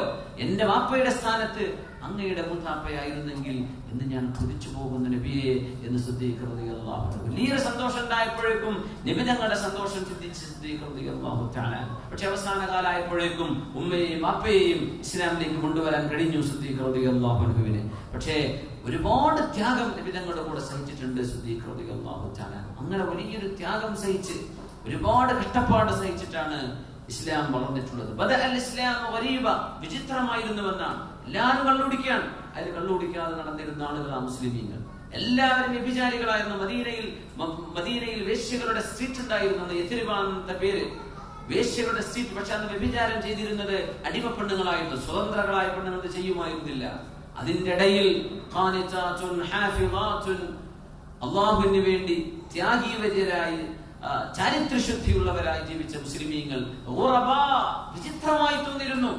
ഇങ്ങനെ ഇവിടത്തെ ഈ ഒരു ഗൾഫ് രാജ്യത്തൊക്കെ ജീവിച്ചിട്ട് നീ തോന്നിവാസം ചെയ്തിട്ടില്ലേ എന്ന് ചിന്തിക്കുന്ന പോലെ, നീ ഇതുവരെ കണ്ടുപിടിച്ചിട്ടില്ലേ, നീ ഇതുവരെ ഇന്നാലിന്നെ ചെയ്തിട്ടില്ലേ എന്ന് ചോദിക്കുമ്പോൾ വിചിത്രമായി തോന്നുന്നില്ലേ? അതുപോലെ റൂമിൽ എല്ലാവരും കണ്ടുപിടിക്കുകയാണ്. കണ്ടുപിടിക്കാത്ത ഒരുത്തനുള്ളൂ, അവൻ ഒരു എന്തോ ഒരു വിചിത്ര ജീവിയെ പോലെ എന്ന് തോന്നാണ്. ഇവരൊക്കെ കുടിക്കുമ്പോൾ ഇവനെന്തോ ഒരു കുഴപ്പമുണ്ടോ? അങ്ങനെ നാട്ടിലൊക്കെ ഈ കോളേജ് ക്യാമ്പസുകളിലൊക്കെ അങ്ങനെ വിഷയമുണ്ട്. ഇപ്പോ ഒരു ബോയ്ക്ക് ഒരു ഗേൾ ഫ്രണ്ട് ഇല്ലെങ്കിൽ, അല്ലെങ്കിൽ ഗേളിന് ബോയ് ഫ്രണ്ട് ഇല്ലെങ്കിൽ ഓക്കെന്തോ കുഴപ്പമുണ്ട്, ഓനെന്തോ കുഴപ്പമുണ്ട് എന്തിനാ പറയാം. അതുണ്ടാവല ഡിഫോൾട്ട്സ്. ആ രീതിയിലേക്ക് തിന്മയുടെ അതിപ്രസരം മാറിയിരിക്കുകയാണ്. പറയാ ഇസ്ലാം ഇങ്ങനെയാ തുടങ്ങിയത്, ഇതുപോലെ തന്നെ തിരിച്ചു വരും. തുടങ്ങിയിടത്തേക്ക് തിരിച്ചു വരും. ഇസ്ലാമികമായ ആചാരങ്ങളും ഇസ്ലാമികമായ അനുഷ്ഠാനങ്ങളും ഇസ്ലാമികമായ വിശ്വാസ പ്രമാണങ്ങളും വിചിത്രമായി തോന്നുന്ന ഒരു കാര്യം വരും. അങ്ങനെയൊക്കെ ഉണ്ടോ, ഇത്രയൊക്കെ ഉണ്ടോ എന്ന് ചിന്തിക്കുന്ന സമയം വരുന്നതാണ്. നമ്മൾ അങ്ങോട്ടാണ് നീങ്ങിക്കൊണ്ടിരിക്കുന്നത്. അങ്ങനെയാണ് വിചിത്രമായി തോന്നും. ഒന്നും പറ്റൂലല്ലോ, അങ്ങനെയൊന്നുമില്ലല്ലോ. അങ്ങനെ ബഹുഭൂരിപക്ഷം ആളുകൾ തിന്മയുടെ കൂടെ നിൽക്കുമ്പോ ആ ചെറിയൊരു ന്യൂനപക്ഷം ഉണ്ടാവുമല്ലോ, വിചിത്രമായി തോന്നുന്നവർ, അവർക്കാണ് തൂബ, സർവമാന നന്മകളും സർവ കൂലിയും അല്ലാഹു ഇവർക്ക് കൊടുക്കും എന്ന് പരിശുദ്ധ റസൂലുള്ളാഹി. ശരീരത്തിന്റെ പച്ചയിറച്ചി കാട്ടി നടക്കുന്ന ഒരു കാലഘട്ടത്തിൽ നമ്മുടെ പെൺകുട്ടികളൊക്കെ ഹിജാബ് ധരിച്ച് നടന്നാൽ എല്ലാവരും കള്ളുപിടിച്ച് നടക്കുമ്പോ നമ്മുടെ ചെറുപ്പക്കാർ അതൊക്കെ നിർത്തി നല്ല ശുദ്ധരായി നല്ല ആളുകളായി ജീവിക്കുമ്പോ തൂബാലിൽ ഖുറബ, അവർക്കാണ് സർവ്വ നന്മയും, അവർക്കാണ് സർവ്വ നന്മയും. നമ്മുടെ വീടുകളിലെ പെണ്ണുങ്ങൾ മുഴുവൻ, നാട്ടിലുള്ള പെണ്ണുങ്ങൾ മുഴുവനും സീരിയലുകൾ മുഴുവനും ചാനലുകൾ മുഴുവനും മാറി വരും. ഇപ്പൊ 2-3 TV ഒക്കെ ഒരുമിച്ച് വെക്കേണ്ടി വരും. ചാനലുകളുടെ എണ്ണം കൂടിയപ്പോഴേ പല സീരിയലും മിസ്സായി പോകുന്നുണ്ട്. നമ്മുടെ ഈ ന്യൂസ് ചാനലുകളൊക്കെ കണ്ടില്ല, അവരുടെ റൂമിൽ, പ്രിപ്പറേഷൻ റൂമിൽ ഇഷ്ടം പോലെ വെക്കണേ എന്ന പോലെ പലതും നോക്കി നിൽക്കേണ്ട അവസ്ഥയിൽ ഒരു TV ഒന്നും വരെയാവാത്ത അവസ്ഥ വന്നിട്ടുണ്ട്. ഇപ്പോ ഈ രീതിയിൽ പെണ്ണുങ്ങൾ സമയം കൊണ്ടുകൊണ്ടിരിക്കുമ്പോ മുസല്ല പിരിച്ച് ഇശാ മഗ്രിബിന്റെ ഇടയിൽ ദിക്റും സ്വലാത്തും വിശുദ്ധ ഖുർആനിന്റെ വചനങ്ങളും അല്ലാഹുവിന്റെ ശബ്ദം, അല്ലാഹുവിന്റെ കലാം നമ്മുടെ വീടുകളിൽ ഓതുന്ന പെണ്ണുങ്ങൾ വിചിത്രമാണ്. നിനക്ക് ഇഷ്ടപ്പെട്ട സീരിയൽ എന്താന്ന് വെച്ചാൽ എനിക്ക് അങ്ങനൊന്നുമില്ല എന്ന് പറഞ്ഞാൽ നീ ഈ ലോകത്തൊന്നും അല്ലേ എന്ന് ചിന്തിക്കുന്ന പോലെ. ഏതൊരു വാപ്പനോട് കഥ പറഞ്ഞല്ലോ, അല്ല കുട്ടി സ്കൂളിൽ പോകുന്നുണ്ട്. അപ്പോ അവരെ വീട്ടിൽ ഈ TV സിനിമ കാണുക, സീരിയൽ കാണുന്ന ഏർപ്പാടൊന്നുമില്ല. അപ്പൊ സ്കൂളിൽ ചെല്ലുമ്പോ കുട്ടിക്ക് വയസ്സ്, എനിക്ക് തോന്നുന്നു, എന്റെ ഓർമ്മ ശരിയാണെങ്കിൽ 6 വയസ്സോ 7 വയസ്സോ 8 വയസ്സ് ആ റേഞ്ചാണ്. നാട്ടിലാണ്, തൃശ്ശൂർ ജില്ലയുടെ അടുത്ത് ചങ്ങരകുളം ഭാഗത്താണ് ആ ഫാമിലി ഉള്ളത്. അപ്പൊ ഈ കുട്ടി സ്കൂളിൽ ചെന്ന് നോക്കുമ്പോ ഓരോ കുട്ടികളും പല സിനിമ കഥയും പറയും. നിനക്ക് അയാളെ ഇഷ്ടമാണോ, എനിക്ക് ഇവളെ ഇഷ്ടമാണോ, നടീനടന്മാരുടെ പേര് പറയുമ്പോ ഈ കുട്ടി പറയാം, വാപ്പ എനിക്ക് ഇവരൊന്നും അറിയില്ലല്ലോ, ഞാനൊന്നും വിടാറില്ല കഥയില്.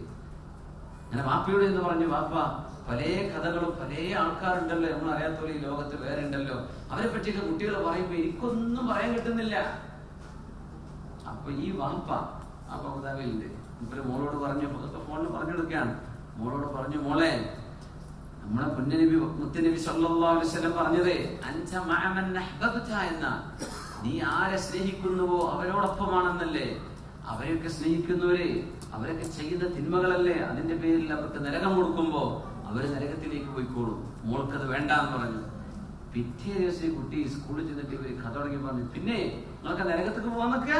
കുട്ടി ചോദിച്ചു, ചെറിയ പെൺകുട്ടിയാണ്, എന്തേ ചോദിച്ചു, നിങ്ങളൊക്കെ ഇവരെ കൂടെ നരകത്തേക്കാ പോണത്. ഞാനില്ല അവരൊപ്പം, ഞാനില്ല അവരോടെ, ഞാനിതൊന്നും പറയൂല, എനിക്കവരിഷ്ടമല്ല എന്നീ കുട്ടി സ്വന്തം കൂട്ടുകാരികളോട് പറഞ്ഞത് ഒരു വലിയ ദഅവത്താണ്. ഒരു പക്ഷേ ആ കൂട്ടത്തിരിക്കുന്ന കുട്ടികൾ ഒരുപാട് കാലം കഴിഞ്ഞ് ചിലപ്പോൾ ആലോചിച്ചു നോക്കും, ഇങ്ങനെ കുട്ടി പറഞ്ഞിരുന്നല്ലോ അന്നെന്ന്. ഇപ്പൊ അവർക്കത് അച്ചിക്കേരി ചെയ്യാനുള്ള സമയമായിട്ടുണ്ടാവില്ല. സുബ്ഹാനല്ലാഹ്, അങ്ങനെ വിചിത്രമായി തോന്നുന്ന കാലമാണ്. ഇതൊന്നും ഇല്ലെങ്കിൽ എന്തോ കുഴപ്പമുണ്ട് എന്ന് തോന്നുന്ന രീതിയിലേക്ക് കാര്യം മാറി തുടങ്ങുകയാണ്. ഇവിടെ നിന്നുകൊണ്ടാണ് നമ്മൾ നല്ല ഹലാലായ ഭക്ഷണം കഴിച്ച് ഹലാലായ രീതിയിൽ നല്ല സന്തോഷത്തോടുകൂടെ ഉമ്മയും വാപ്പയും തർബിയത്ത് ചെയ്ത് ഉണ്ടാക്കിയെടുക്കുന്ന മക്കളെ സംബന്ധിച്ച് നമ്മൾ പറയുന്നു, അവര് വലിയൊരു സമ്പാദ്യമാണ്. നമ്മൾ വിവാഹം കഴിക്കുമ്പോൾ ഒരു മനുഷ്യന്റെ ജീവിതത്തിലെ വലിയൊരു മാറ്റം സംഭവിക്കുമ്പോൾ ആ മാറ്റത്തിന്റെ പൂരണം സത്യത്തിൽ നമ്മുടെ മക്കളാണ്. അവരിലൂടെ കിട്ടുന്ന കൺകുളിർമയാണ്. അതില്ലെങ്കിൽ ഈ ജീവിതത്തിന് എന്തർത്ഥം? അല്ലാഹു സുബ്ഹാനഹു വ തആല നമ്മളിൽ മക്കളില്ലാത്തവർക്ക് കൺകുളിർമയുള്ള മക്കൾ അല്ലാഹു നൽകട്ടെ, അല്ലാഹു അനുഗ്രഹിക്കട്ടെ. ഇമാമുൽ ഹറമൈനിയുടെ ആ ഒരു സംഭവത്തിൽ നമ്മൾ തുടങ്ങി വന്നത്, ഇമാമുൽ ഹറമൈനിക്ക് നാവിന് വിക്ക് വരാൻ കാരണം സ്വന്തം ഉമ്മയുടെ മുലപ്പാലിന് പകരം ഒരൽപ്പം ആ ഒരു അടിമപ്പെണ്ണിന്റേത് അകത്തായി പോയിരുന്നുവെന്ന്. ഭർത്താവും ഭാര്യയും മക്കളും എല്ലാം ഒരുപോലെ ഹലാൽ, തഹരിൽ ഹലാൽ എന്ന അറബിയിൽ പറയും, ഹലാൽ സൂക്ഷിച്ചു കഴിക്കേണ്ടവരാണ്, സൂക്ഷ്മമായി നോക്കേണ്ടവരാണ്. അല്ലാഹു നമുക്ക് തൗഫീഖ് തരട്ടെ. കുലൂ മിനത് ത്വയ്യിബാത്ത്, അല്ലാഹു തആല ഹലാലും അല്ലാഹു പുണ്യമുള്ളതുമാവണം, അത്തരം ഭക്ഷണങ്ങളാണ് നിങ്ങൾ കഴിക്കേണ്ടത് എന്ന് അല്ലാഹു തആല മുർസലീങ്ങളോടും അംബിയായിനോടും അല്ലാഹു മുഅ്മിനീങ്ങളോടും വസിയത്ത് ചെയ്തിരിക്കുകയാണ് ഭക്ഷണത്തിന്റെ വിഷയത്തിൽ. ഉമർ ഫാറൂഖ് റളിയല്ലാഹു അൻഹുവിന്റെ മുമ്പിൽ ഈജിപ്തിൽ നിന്ന് കുറച്ച് അംബർ വന്നു. അംബർ എന്ന് പറഞ്ഞാൽ നല്ല സുഗന്ധമാണ്, സുഗന്ധത്തിന്റെ കട്ടികളായി വന്നു. അപ്പൊ അത് ചെറിയ പാക്കറ്റുകളിലാണ് വന്നത്. അങ്ങനെ ഉമർ റളിയല്ലാഹു തആല അൻഹു അത് മുസ്ലിമീങ്ങളുടെ ഖജനാവിലേക്ക്, ഖസാനയിലേക്ക്, ട്രഷറിയിലേക്ക് കൊണ്ടുപോകണം. അപ്പോ ഉമർ തങ്ങൾ പറഞ്ഞു, ഇത് നമുക്ക് വിൽക്കണം. അതുകൊണ്ട് പെണ്ണുങ്ങളിൽ ആരാണ് ശരിയായ മൻ തസിനു ഹാദിഹി, പെണ്ണുങ്ങളിൽ ആർക്കാണ് നല്ല തൂക്കം അറിയുന്നത്? കൈവച്ച് നോക്കിയിട്ട്, നമ്മളുണ്ടല്ലോ പണ്ടത്തെ വൈദ്യന്മാരൊക്കെ കൈവച്ച് നോക്കി രോഗം പരിശോധിക്കുന്ന പോലെ, തുലാസൊന്നുമില്ല, കൈകൊണ്ട് നോക്കിയിട്ട് അളവ് കൊടുക്കണം. അങ്ങനെ ആർക്കെങ്കിലും ചെയ്യാൻ പറ്റുമെങ്കിൽ അവരെനിക്ക് അറിയിക്കണമെന്ന് ഉമർ തങ്ങൾ സ്വന്തം ഭാര്യയോട് പറഞ്ഞു റളിയല്ലാഹു തആല. ആ സമയം ഭാര്യ പറഞ്ഞു, ഉമർ അത് ഞാൻ തന്നെ ചെയ്തോളാം എന്ന് പറഞ്ഞു, എനിക്കറിയാന്ന് പറഞ്ഞു. അങ്ങനെ ഓരോരുത്തരും വന്ന് വാങ്ങിക്കാൻ തുടങ്ങി. അങ്ങനെ ഈ അംബറിന്റെ കസ്തൂരിയുടെ മിസ്കിന്റെ അംബറിന്റെ ഒക്കെ കഷ്ണങ്ങൾ പൊട്ടിച്ചെടുത്ത് തൂക്കിയിട്ട് വിലക്ക് കൊടുക്കാൻ ആ പൈസ മുസ്ലിമിയുടെ ഖജനാവിലേക്ക് തൂക്കി നോക്കുന്നതിനിടയിൽ അതിന്റെ ചില നനവൊക്കെ ഉണ്ടല്ലോ, അത് ഇടക്കിടക്ക് തട്ടത്തിലേക്ക് ഇങ്ങനെ ഉമറുള്ളാഹിന്റെ ഭാര്യ ഇങ്ങനെ തുടച്ചെടുത്തു. അങ്ങനെ രാത്രി വീട്ടിലേക്ക് ചെന്നപ്പോ നല്ല സുഗന്ധം. ചോദിച്ചു, നീ അതെല്ലാം കൊടുത്തില്ലേ? ആ കൊടുത്തു. പിന്നെ എന്താ അവിടെ സുഗന്ധം? അത് പിന്നെ എന്റെ തട്ടത്തിലുള്ളതാണ്. സുബ്ഹാനല്ലാഹ്, നിന്റെ തട്ടത്തിൽ നീ അംബർ പുരട്ടിയോ? യാ അദുവത്തല്ലാഹ്, അല്ലാഹുവിന്റെ ശത്രുവായവളെ നിങ്ങൾ അത് ചെയ്തോ എന്ന് ചോദിച്ചു. അതെ, എന്റെ കയ്യിലുണ്ടായിരുന്ന നനവ് ഞാൻ എടുത്തതല്ല. പറ്റില്ല, അല്ലാഹുവിനെ തന്നെയാണ് സത്യം, പറ്റില്ല. മുസ്ലിമീങ്ങളായ ആളുകൾ പൈസ കൊടുത്ത് വാങ്ങിക്കുക, അമീറുൽ മുഅ്മിനീന്റെ ഭാര്യ ഫ്രീ ആയിട്ട് ഉപയോഗിക്കുക, ഇത് പറ്റില്ല. അതുകൊണ്ട് നിന്റെ ഖിമാർ, നിന്റെ തട്ടം ഇങ്ങോട്ട് താ എന്ന് പറഞ്ഞ് ഉമർ റളിയല്ലാഹു തആല ഫഅതൽ ഖിർബ, വെള്ളം സൂക്ഷിച്ചു വെക്കുന്ന ചെറിയൊരു കണ്ടെയ്നർ ഉണ്ട്, തോൽപാത്രം, അതിൽ കൊണ്ടുപോയി നന്നായിട്ട് വെള്ളം ഉപയോഗിച്ച് കഴുകി. നോക്കുമ്പോൾ മണം പിന്നെയും ബാക്കിയാണ്, വാസന പോയിട്ടില്ല. അങ്ങനെ ഉമർ റളിയല്ലാഹു അൻഹു ഒന്നുകൂടെ മണ്ണ് പുരട്ടിയിട്ട്, വെള്ളം അതിൽ ഒഴിച്ചെടുത്തിട്ട് മണ്ണ് പുരട്ടിയിട്ട് ആ സുഗന്ധം പോകുന്നത് വരെ, നമുക്കിത് പാടില്ലല്ലോ, ഞാനോ നീയോ ഇത് കാശ് കൊടുത്ത് വാങ്ങിയില്ലല്ലോ, ഇത് മുസ്ലിമീങ്ങളുടേതാണ്, ഇത് മുസ്ലിമീങ്ങളുടേതാണ്, അതുകൊണ്ട് നമുക്ക് വേണ്ട എന്ന് പറഞ്ഞ് സ്വന്തം ഭാര്യയെ നിങ്ങളുടെ കുടുംബത്തെയും മക്കളെയും നരകത്തിൽ നിന്ന് നിങ്ങളെ തന്നെയും കാത്തോളൂ എന്ന അള്ളാഹുവിന്റെ ഓർഡർ മാനിച്ചുകൊണ്ട് ഉമർ റളിയല്ലാഹു തആല അൻഹു ആ ഒരു സുഗന്ധം ഇല്ലായ്മ ചെയ്തു എന്ന വലിയൊരു സംഭവം നമ്മൾ എത്ര ഗൗരവത്തിലാണ് മനസ്സിലാക്കുന്നത്. സ്വന്തം ഭാര്യയുടെ തലയിലേക്ക് തുടച്ചെടുത്തത് മുസ്ലിമീങ്ങളുടെ, ശരിക്കും മനസ്സിലാക്കണം, മുസ്ലിമീങ്ങളുടെ പൊതു സ്വത്തുക്കൾ, അത് നമ്മളൊരു പിരിവ് നടത്തിയാൽ, എന്തെങ്കിലും ഒരു കളക്ഷൻ നടത്തിയാൽ, നമ്മുടെ പ്രസ്ഥാനങ്ങളുടെ പേരിൽ, സ്ഥാപനങ്ങളുടെ പേരിൽ ഒക്കെ നടത്തിയാൽ അത് ചെയ്യുന്ന ആളുകൾക്ക് അല്ലാഹു വലിയ കൂലി കൊടുക്കും, വലിയൊരു പ്രതിഫലമാണ്. ഒരു വലിയ സ്ഥാപനത്തിനാണ് അവർ ചെയ്യുന്നത്. പക്ഷേ എന്തെങ്കിലും സ്വന്തം പോക്കറ്റിലേക്കോ സ്വന്തം ചെലവിലേക്കോ കൈപ്പറ്റിയാൽ അതിന് വരാവുന്ന ഗുരുതരമായ ശിക്ഷയാണ് ഉമർ ഫാറൂഖ് റളിയല്ലാഹു അൻഹു ഇവിടെ പേടിക്കുന്നത്. മുസ്ലിമീങ്ങളുടേതാണ്, അത് എനിക്കോ എന്റെ കുടുംബത്തിനോ ഉള്ളതല്ല. അതുകൊണ്ടാണ് മുസ്ലിമീങ്ങളായ ആളുകളുടെ പേരിൽ എന്തെങ്കിലും വല്ല പിരിവ് നടക്കുമ്പോ അത് പിരിച്ചുകൊണ്ടുവന്ന ആളിന്റെ പേരിലോ മക്കളുടെ പേരിലോ രജിസ്റ്റർ ചെയ്യാൻ പാടില്ല എന്ന് പറയാൻ കാരണം എന്തുകൊണ്ട്? അത് മുസ്ലിമീങ്ങളുടേതാണ്, അത് പൊതു സ്വത്താണ്, അതിന്റെ പേരിൽ ആർക്കും ലാഭം എടുക്കാൻ പാടില്ല.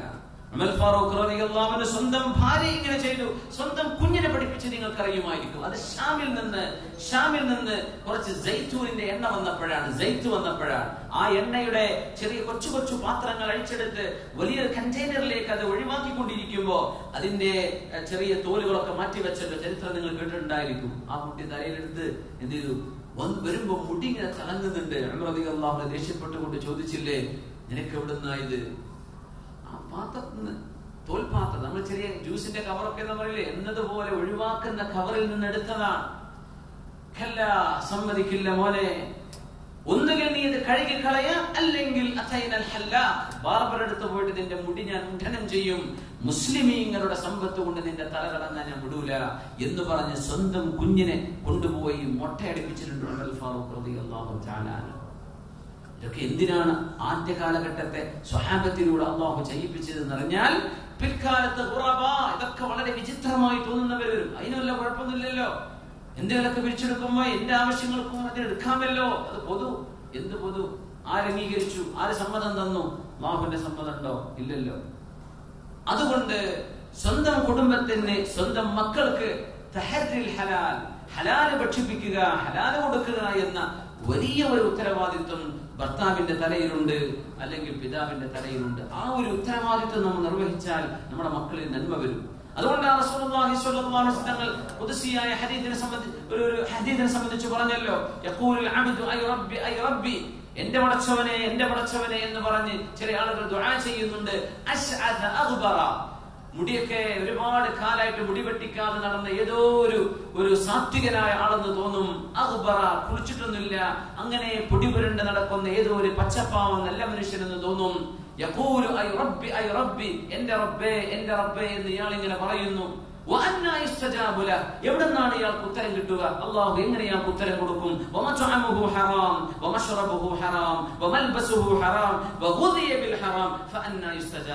ആ മനുഷ്യൻ കുടിച്ചത് ഹറാമായിരുന്നു, കഴിച്ചത് ഹറാമിന്റെ ഭക്ഷണമായിരുന്നു, ഉടുത്ത വസ്ത്രം ഹറാമിന്റേതായിരുന്നു, പിന്നെ ഹറാമിലായിട്ടാണ് ഇയാൾക്ക് ന്യൂട്രീഷൻ കിട്ടിയത്, പോഷണം സിദ്ധിച്ചത് തന്നെ ഹറാമാണ്.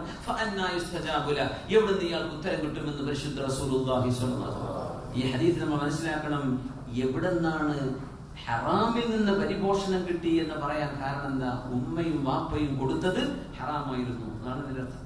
ഉമ്മയും വാപ്പയും ഇയാളെ ഈ കുഞ്ഞിന് തീറ്റിപ്പിച്ചത്, ഭക്ഷിപ്പിച്ചത്, ഉടുപ്പിച്ചത് പരീക്ഷയുമായി ഇടപെടുന്ന ജോലി ചെയ്തിട്ടുണ്ടോ, അല്ലെങ്കിൽ പരീക്ഷയുമായി ഇടപെട്ട സമ്പാദ്യം തീറ്റിച്ചുകൊണ്ടോ ആണ് ഈ കുഞ്ഞുങ്ങൾക്ക് ഭക്ഷണം കൊടുത്തിട്ടുള്ളത്. പിന്നെ എങ്ങനെയാ ഇവരുടെ ഇബാദത്ത് അല്ലാഹു ഖബൂലാക്കുക എന്ന് പരിശുദ്ധ റസൂലുള്ളാഹി സ്വല്ലല്ലാഹു അലൈഹി വസല്ലം. ഒരു കുട്ടി അതിന് ഉത്തരവാദിയല്ല നമുക്ക് പറഞ്ഞേക്കാം. എന്നാൽ തന്നെയും റസൂലുള്ളാഹി സ്വല്ലല്ലാഹു അലൈഹി വസല്ലം തങ്ങൾ അല്ലാഹു തആല ഒരു മനുഷ്യനിലേക്ക് ഇൽത്തിഫാത്ത് ചെയ്യണമെങ്കിൽ, അല്ലാഹുവിന്റെ തിരുനോട്ടം ഉണ്ടാവണമെങ്കിൽ ആ മനുഷ്യന്റെ ശരീരം ഹലാലായിരിക്കണം. ഒരു മനുഷ്യൻ ചെയ്യുന്നതാണ് അയാളോട് ചോദ്യം ചെയ്യപ്പെടുകയുള്ളൂ. തീർച്ചയായും ഉമ്മയും വാപ്പയുമാണ് ഇവിടെ കുറ്റക്കാർ, സംഭവം ശരി തന്നെയാണ്. എന്നാൽ തന്നെയും മാതാപിതാക്കളോട് ഈ വിഷയം ശ്രദ്ധിക്കാനും, ഹറാമിന്റെ പോഷണം സിദ്ധിച്ചത് ഫന്നാറു ഔലാ ബിഹി, നരകമാണ് അതിനോട് ബന്ധപ്പെട്ടത് എന്ന് പഠിപ്പിക്കാനുമാണ് പരിശുദ്ധ റസൂലുള്ളാഹി സ്വല്ലല്ലാഹു അലൈഹി വസല്ലം തങ്ങൾ ഈ രീതിയിൽ നമുക്ക് കാര്യങ്ങൾ പഠിപ്പിച്ചു തരുന്നു. അതുകൊണ്ട് ബഹുമാന്യരായ മുഅ്മിനീങ്ങളെ, മുഅ്മിനാത്തുകളെ, നമ്മൾ കഴിക്കുന്നതും കുടിക്കുന്നതും നമ്മൾ ഭക്ഷിക്കുന്നതും, നമുക്ക് ഏതെങ്കിലും ഒരു വീട്ടിൽ നിന്ന് ഭക്ഷണം കൊണ്ടുവരികയാണെങ്കിൽ, ഒരാൾ ഭക്ഷണം കൊണ്ടുവന്ന് ചോദിച്ചിട്ട് ഹലാലെന്നാവോ? അദ്ദേഹം പറഞ്ഞു, തീർച്ചയായും അത് ഞാൻ ആലോചിച്ചിട്ട് തന്നെയാണ് കൊണ്ടുവന്നത്. അപ്പൊ അത് ഭക്ഷണം വിതരണം ചെയ്യുമ്പോ ഉടമസ്ഥൻ, ഒരു ഷെയ്ഖ്, അദ്ദേഹം ചോദിച്ചു എന്ന് പറഞ്ഞു, ഈ ബാക്കിയുള്ള ഭക്ഷണമൊക്കെ എന്ത് ചെയ്യുന്നു എന്ന് ചോദിച്ചു, അയാളെ പേര് വിളിച്ചിട്ട്. അപ്പൊ അദ്ദേഹം പറഞ്ഞു, ഞാനിത് ആവശ്യക്കാരായ ആളുകൾക്കും അല്ലാത്തവർക്കും കൊടുക്കുന്നുണ്ട്, ഭക്ഷണം കളയുന്നില്ല. അങ്ങനെയാണെങ്കിൽ വളരെ സന്തോഷമാണ്, കുറച്ച് ഏറെ ഭക്ഷണം വെച്ചിട്ട് കൊണ്ടുകൊടുത്തോളൂ എന്നുകൂടെ തന്റെ ഉടമസ്ഥൻ ഇതിന്റെ സമ്മതം പൊരുത്തം തന്നിട്ടുണ്ട്, അതുകൊണ്ടാണ് എന്ന് പറഞ്ഞു. അൽഹംദുലില്ലാ.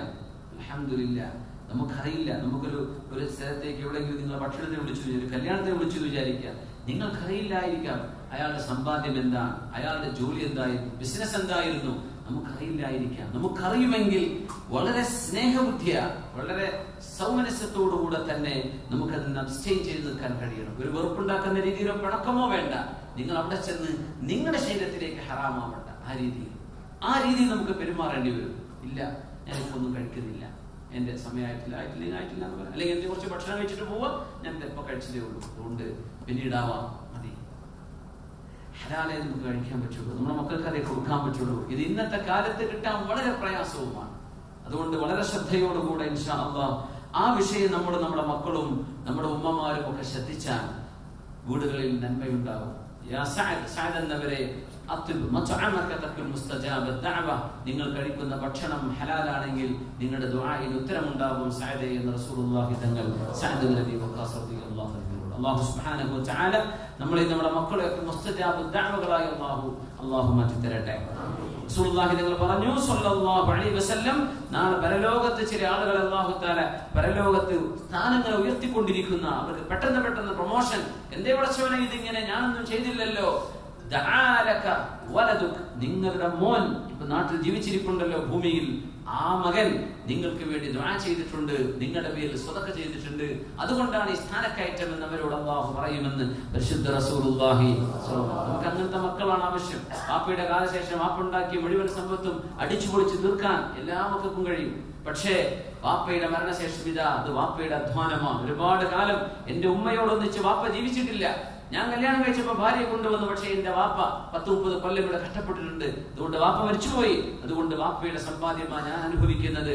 വാപ്പായുടെ ഖബറിലേക്ക് കിട്ടാൻ ഒരു നല്ലൊരു വശം, നല്ലൊരു അംശം, നല്ലൊരു ഭാഗം വാപ്പയുടെ പേരിൽ സ്വതക്ക ചെയ്യുകയാണ്. എന്റെ വാപ്പ കിട്ടിക്കോട്ടെ, ഇത് വാപ്പാന്റെ സ്വത്താണ്, വാപ്പ അധ്വാനിച്ചില്ല എന്നെങ്കിൽ ഇത് കിട്ടില്ലായിരുന്നല്ലോ എന്ന് ചിന്തിച്ച് സ്വന്തം പിതാവിന്റെ പേരിൽ സ്വതക്ക ചെയ്യുന്ന, പിതാവിന്റെ വേണ്ടി എന്നും പിതാവിന്റെ പേരിൽ ദാനധർമ്മങ്ങളും സ്വതക്കയും ഖിറാഅത്തും ഖുർആനും ഒക്കെ ഓതി മാതാപിതാക്കൾക്ക് ഹദിയ ചെയ്യുന്ന മക്കൾ, ആ സമ്പാദ്യം നമുക്ക് കിട്ടിയാൽ നാളെ പരലോകത്ത് അല്ലാഹുവിന്റെ സ്വർഗ്ഗത്തിൽ കിട്ടുന്ന പ്രമോഷനും അൽഹംദുലില്ലാഹ്.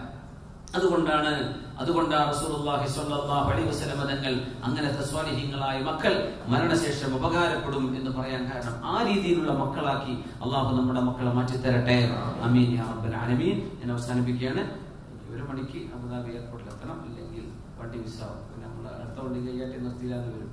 അപ്പോൾ സമയം ഇൻഷാ അല്ലാഹ്. അപ്പോൾ ദുആയിലേക്ക് പ്രവേശിക്കുകയാണ്.